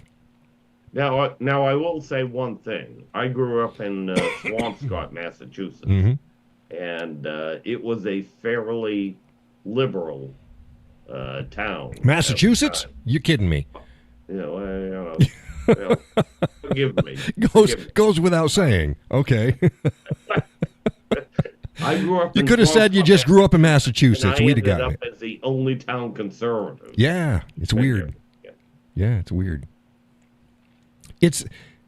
And Massachusetts is the heart of the nation. It really is. Oh, Pennsylvania. No, that's where they drafted the Declaration and all this other shit. But the Constitution was hashed out. But Massachusetts was where most all the heart happened, because that's where all the ports were. And yeah, and to see them fall so far from the beginnings of things, Grace. it's sad. Grace. Yeah, it's sad. It's like, come on. But I was invited. I did. It was before you started watching the show. We had a gal come on. She's her and her husband from New Hampshire, not New Hampshire, from Massachusetts. Gus and some of the other ones might remember the show. And she'd invited me. She'd invited me to go down. Each year they do the crossing of the bridge between Concord and Lexington. Yeah, right. Yeah. And they carry their muskets and stuff like that. And folks know I got the whole kit. I'm fine. But it's like I can't. It's like, why? Because I actually exercise my constitutional rights. I carry every day. I can't carry in Massachusetts. So I'm not going to give up my rights and liberty to do a reenactment of what started us on the path for rights and liberty. It was so, yeah, weird. Well, what's happened here is that we have gotten into tradition without respecting tradition. Yeah, well, that's faux tradition. That's just, yeah, the same way as duties. Well, I mean, rights and duties go hand in hand. Defense, What was but it? we don't understand what they were meant for. You know, when the original guys showed up for the Concord Lexington thing, Mm-hmm. They were not doing a parade. They were fighting for America. Right, they were literally they were moving, and they were ready to bust some heads and whatever they else were. needed to. Yeah, and I said this too. Like all these militia people and all these people, they're uprising. It's like same way with the Texas. Texas is going to secede. You're not going to secede. You wore a mask. You bitched about wearing a mask, and you still wore a mask. Now you're talking about secession. You ain't going to secede. And the left knows that. The right has the guns. The right has the power, but they don't exercise it. Well, believe it's me, taught. the left has a lot of guns too. So They do, but they don't. It's not like the right. Trust me, it's not like the right. Well, the difference is we know how to shoot. Yeah, some of them do too. But we outgun them, we outskill them, and that's fine. But they do things. They're burning down cities. That's why I said during 2 years the city's burning down, and the people on the right going, oh, well, this is all bullshit. Well, what are you doing about it? Well, nothing. Well, there you go. There you go.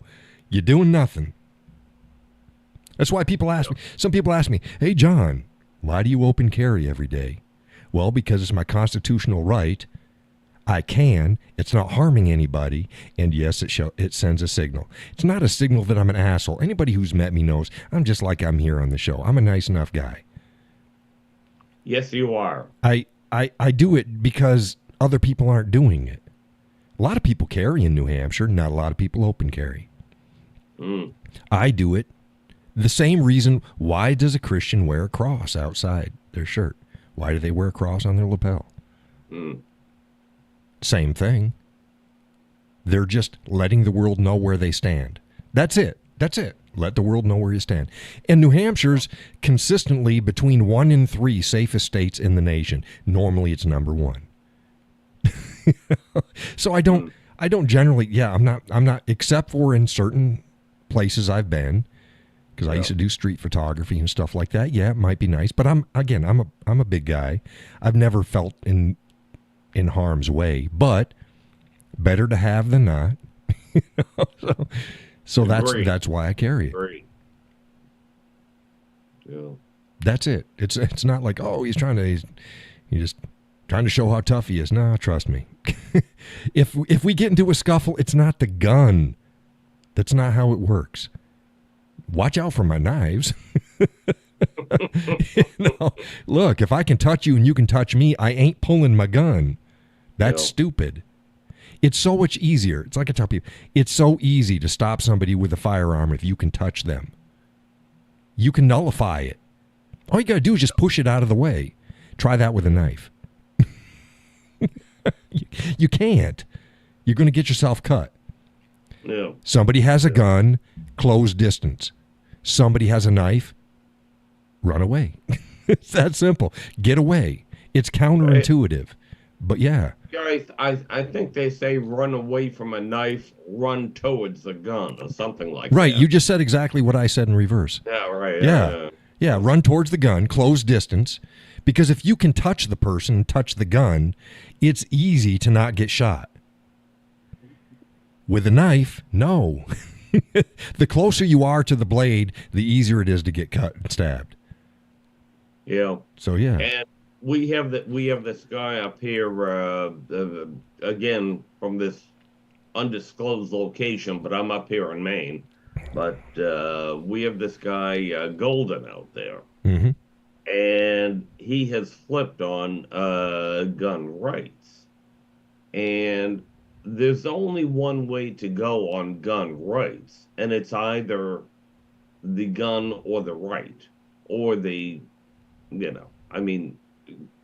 criminals have the guns, basically. Right, yeah. And always will. And you have an awful lot of territory or property to defend. Yeah. And, we have people coming over the border up here. And they're coming in through New Hampshire and so on and so forth. Mm-hmm. I mean, there is a certain level of, how can I say it, anxiety up here. Yeah, and the fentanyl trafficking routes have expanded. Yeah. And we know right where they go. They run through all of our states. Oh, yeah. We know. And they're not just, when you have these problems, it's not just the drugs that's the problem. It's everything that goes along with it. So yeah, you're not going to take my guns, and you're not going to stop me from carrying my guns.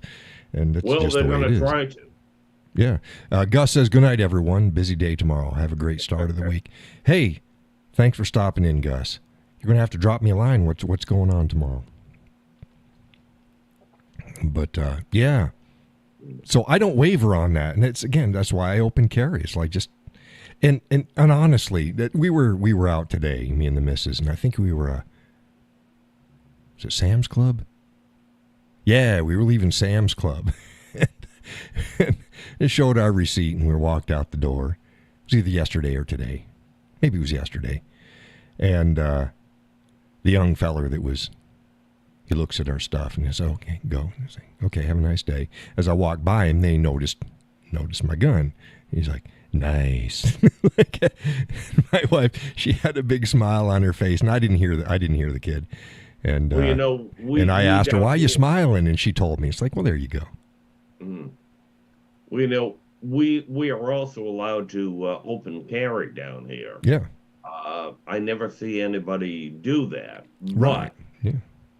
You always have to assume that somebody down here is, Yeah, they might be carrying. We are ready. Yeah. So, I've explained why I open carry as well. It's not only to why do to you let people open know, carry?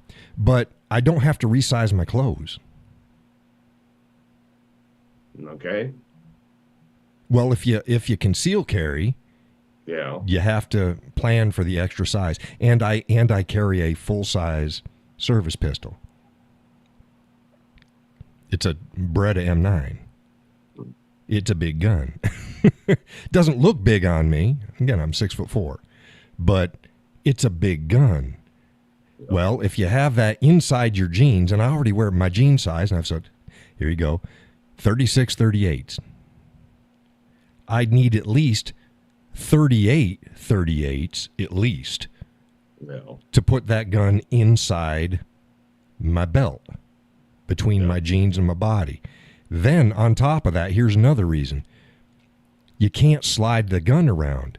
As it is, when I'm out walking, the gun gets slid back about about 4 o'clock. 12 being the belly button. It's about 4 o'clock. When I get in the car, unless I'm driving a long distance, when I drive a long distance, I'll take it out and I'll put it in console. But normally, if it's just out and about, I keep it on my person, and I slide the gun up to about 3 or 2.5. Because it's more comfortable that way. Well, if it's inside your jeans, you can't do that. You can't slide it. Well, Right. when it's on the outside, you just slide it on the belt. So you can move it from 2 to 4 without any problem. Mm-hmm. So that's why that's again, so 2 reasons. Number 1, I'm not ashamed to show it. Hell, I wear knives too. And those are there for the world to see. And number 2, I don't have to resize or recalculate my clothing or anything. It's there. Now, that doesn't mean that it's not ever covered. Come fall and winter, heck, I usually have like a jacket over it or something like that so you can't see it. But it's not I never consciously, I got to hide my gun. No, it's either covered or it's not covered, but it's always outside the waistband carry. Right. So well, again, let me just say this. Go when ahead. you go down the produce aisle at the, I don't know if you use Hannaford's or Shaw's or whatever. Yeah, I use both. I'm sure you get the best produce available. Yeah, no, I'm a nice guy. It's the produce. Yeah, they're always friendly. You know who shows me the best attention in those stores? It ain't the produce folks. Who do you think it is? It's the butcher. The butcher always. They always come. Hey, I got some meat coming in. I got this and that. Well, you probably get the best meat, too. I do get the best meat. I guaranteed. But it's not because I'm carrying. It's because I'm a nice guy. Okay. No, really. I'll talk. Everybody loves to talk to me, and we talk about cooking and the beef and stuff like that. Yeah. So yeah, it's not. It has nothing to do with the firearm. Just has to be on. Plus, look, you see the way I don't look like every guy out there, so I tend to stand out. But yeah, they know me though. Hey, we've got, and they'll come up to me a lot of times. Hey, next Thursday we got a shipment of beef coming in, and it's going to be on sale. Okay, good. I'll be in there. So yeah, it's just it's not the gun. It's not the gun. I don't care. And even Gus will tell you, but I mean, if I'm talking to somebody, I turn my hip away from them anyways. They probably wouldn't even notice that I have a gun. Yeah. But yeah, it just it's not a bullying tactic. It's not except for the fact that here you go. Here's a crime statistic. Everybody goes, or a fact. People go, well, if you're open carry, you're going to be the first target. No, you're not. Statistics show no. You're going to be the last target. You'll be the last target, if any. Statistics show when they've talked to criminals, if you see somebody open carrying in a place where you were planning on doing something nefarious, what do? They say, we'll wait. Because they don't want to deal with it. If they shoot guards, they intended to shoot the guard anyways. I'm not a guard. That would be the first step. Yeah. Right. And if they're going to do that, they don't care about anything. They're willing to play it all out. But most criminals don't do that. If they see people open carrying in a public place, they will choose not to do it. If they see somebody open carrying and they're planning on robbing somebody, that's not who they're going to rob. Because they don't want to. Most criminals don't want to kill you. Nor do they want to be killed. They like easy targets. The unarmed. Well, if somebody comes up to me and they want the last package of eggs, God help them. God help them. Yeah. Well, I got chickens, so God help them if they want my last thing of eggs, because they're going to have to come inside the house. And there's a lot of people, again, surface level analysis. They think something, they see something, they think something, they're not thinking it through. There's so many myths out there. Oh, no, I got to be stealthy. I got to hide that I've got a gun because then I'll have the tactical advantage. Really? So you want them to attack you so that you can shoot them? Well, that's what you're saying. I'd rather they see it and go, nah, I'm going to pass. Yeah, you do not want to invite. Right. you know. So why would you want to? I want to hide that I have a gun so that I can. You're living in a fantasy world. You're living in a fantasy world. I wish the fuck they would. Yeah, stop. No, you don't. Peggy says I'm very tired, so good night all. Thank you, John. You're welcome, Peggy. Thank you for stopping Right. in.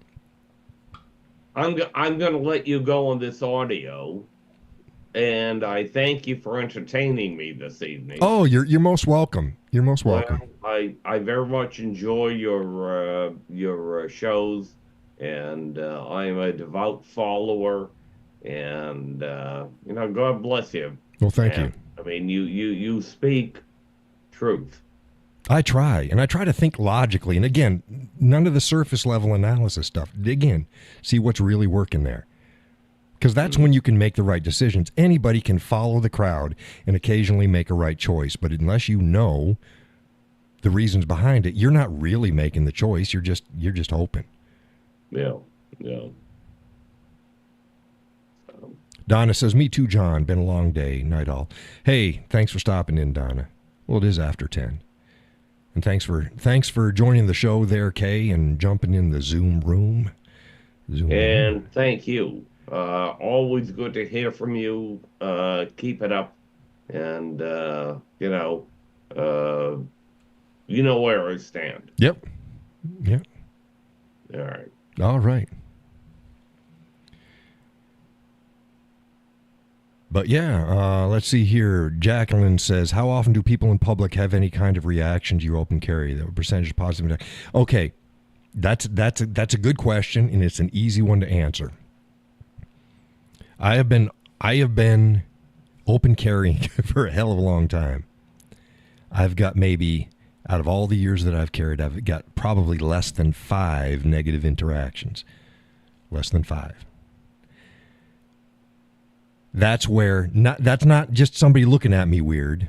And sometimes a mom, and it was years ago, and a mother just pulled her kids away from me in a store. So it's like, whatever. I don't consider that really a negative. I'm talking about somebody actually said something to me or did something. 5. All the rest, I get people all the time. All the time. Number 1 is, hey, what you carrying? Or like the kid, nice.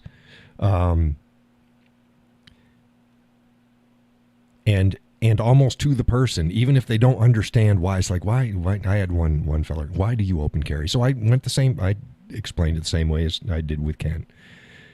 Overwhelming. And a lot of people, so many people go, man, I'd like to carry. I got a pistol. I'd like to carry.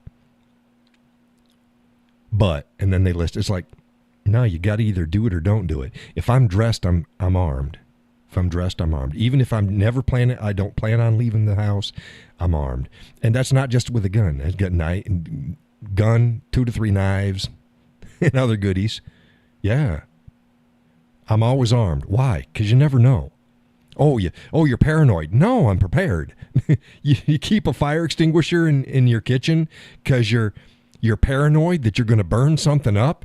Or do you do it? Well, it's there. Do you keep a jack and a tire in your car because you're paranoid that you're going to run over something? No. Like I said, my firearm, chances are if something goes down, it ain't the thing that's going to be used. It's there just in case. But it's, look, I'm trained. I'm big. I'm strong. And I'm trained. And I also have knives and other stuff. The gun ain't breaking leather. If the gun breaks leather, there's a real problem that's going to go down, and you'd better handle it fast. Because I'm not quick draw everything. Oh, it's a gun. I'm going to pull a gun. No. So yeah, overwhelmingly positive. Get people. Thank you. You're most welcome. That said, I get more compliments on my hat and my belt buckle than I do my sidearm. I'd say it's the hat or the belt buckle. Sometimes my boots, but most people don't look at my feet. But it's usually my hat or my belt buckle. I don't look like most folks up here. But Man, love your hat is the number one compliment I get. Love your hat. Gun, that's like 3 on the list of things that people really notice or give attention to. But yeah, when they do, and the state of New Hampshire has a law which states that if you are a law-abiding citizen who otherwise has the right to carry a firearm, you may do so in public schools. And I have. Openly. For all of my children. In the state of New Hampshire. I had somebody point out the other day, oh, you need to look into this. U.S. Code, blah, blah, blah. It's the Federal Gun-Free School Act. I say, yeah, I'm aware of that. I'm aware of that. There's a couple states that allow citizens to, they on the books, say you can carry in public schools.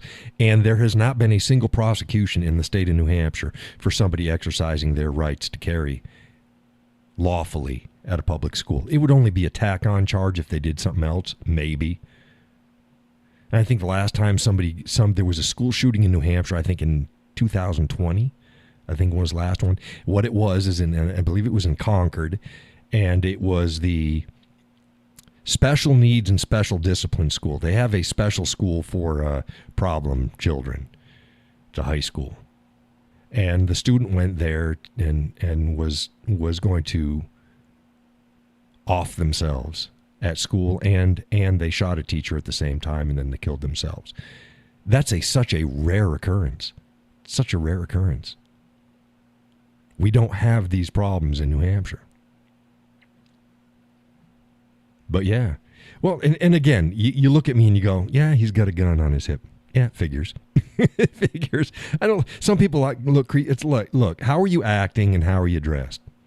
It's just natural. And like I said, I'm very approachable. Say hi. Hey, say hi. I had a feller talk to me on Facebook the other day. And I told him he was talking about, he was up at the Heights. I'm like, the Heights in Concord? And he said, yeah. Said, I go to Concord. Judy says, it is a nice hat. It is. It's my Stetson. It's my Stetson. I'll get a custom Rand at some point. But yeah, it's a nice hat. And he said, I'll send you a PM. It's like, okay. Yeah, we had talked. we had talked at one of the state liquor stores. He had run into me. Oh, had to been over a year ago, I think, probably. And we sat there and talked about whiskey, and then talked about Second Amendment and rights, and I open carry, so of course that was it. So yeah, he says, yeah, we met, we talked. So yeah, oh, sorry about that. He says, yeah, I think you gave me a business card. I said, oh, is it a black one? Had my logo on it. I got a black business card, and it has a Whiskey Cowboy. The Whiskey Cowboy actually have a logo. I'll have to post that back up online again. A lot of the new folks don't even realize, oh shit, there's an actual logo for the Whiskey Cowboy. She says, I have a Flock, I think you mean Glock, 34, and a 5-round Taurus 38 revolver. I outshoot my Marine son and Marine husband, and I was never trained. Female 70, and my hugs always joke, always jokes that he'll stand behind me. No, good on you. Good on you. Get out there and keep it fun. I'm pretty accurate. Pretty accurate. Keep feeding me loaded magazines. There you go. That's fine. Yeah. But, yeah, there's not been where was I going with this? Yeah, there's not been a single prosecution in the state of New Hampshire for breaking the federal gun-free school zone act. And it's been touted many times that the prosecutors and the legal system in the state of New Hampshire is not interested in that hogwash. It's not. But yeah, he talked to me. Speaking of that, because I said, hey, we need to get the Roundup. Came up with the name with it. Excuse me, the Roundup. And yeah, it was the Calgary Stampede. It wasn't a Roundup in Calgary. Stampede, but we won't call it a stampede. Call it the Roundup. We're thinking about maybe we'll see how it goes next summer. See whether or not we have an East Coast Roundup. We'll meet up someplace and yak at each other. There's enough folks now. Get a small gathering. So we'll see. We'll see. You know, times are tough, but we'll see. In the great state of New Hampshire, live free or die. Live free or die. I'm not a native of New Hampshire, but you know, I do love this state. Do love it. Raise my kids here. Raise my kids here. Most of them are raised most of their young life here.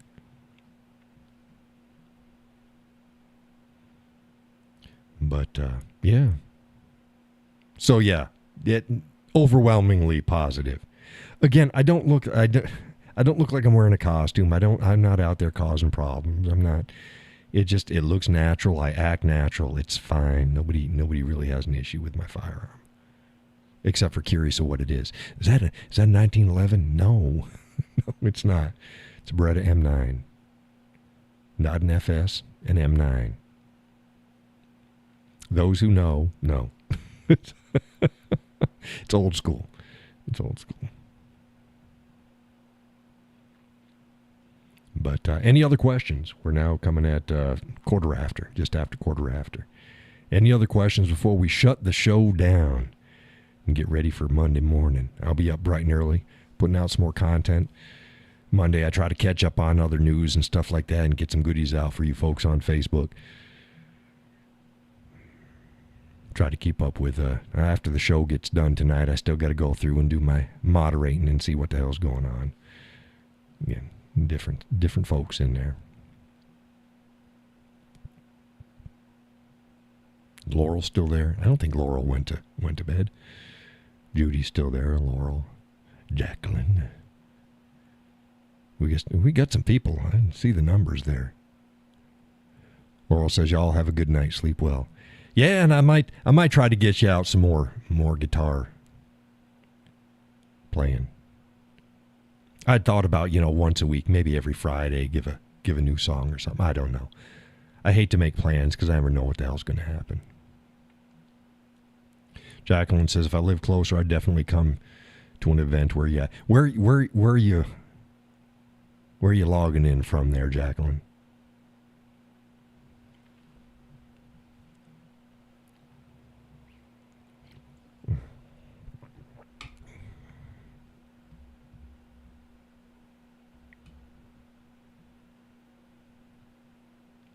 I think she's got a good lag.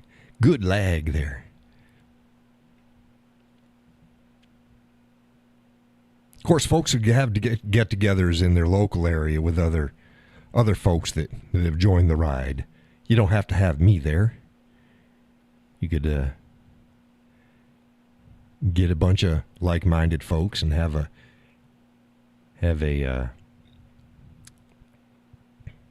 whatever the hell I called it.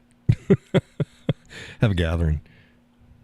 Roundup. You can have a roundup anywhere. Just take pictures and post it up for folks and say, hey, we had a Whiskey Cowboy roundup without the cowboy.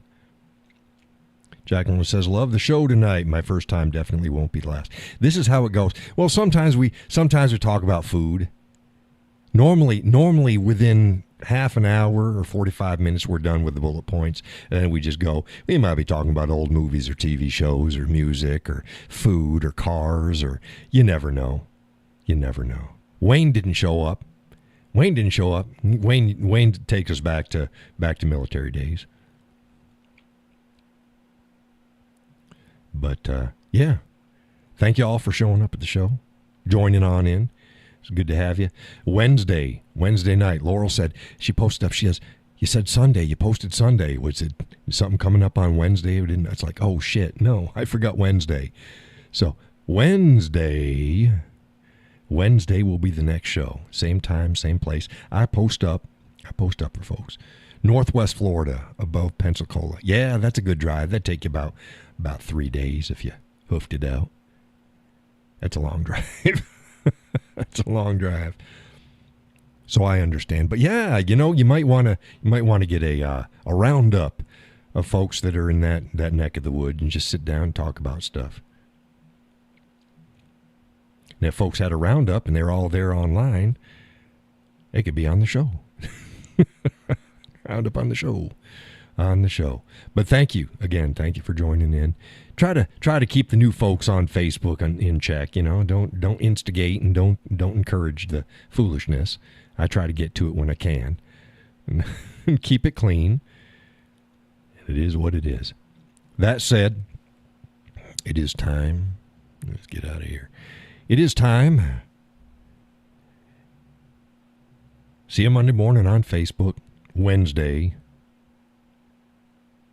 on the next live show. Get some rest. God bless. Take care.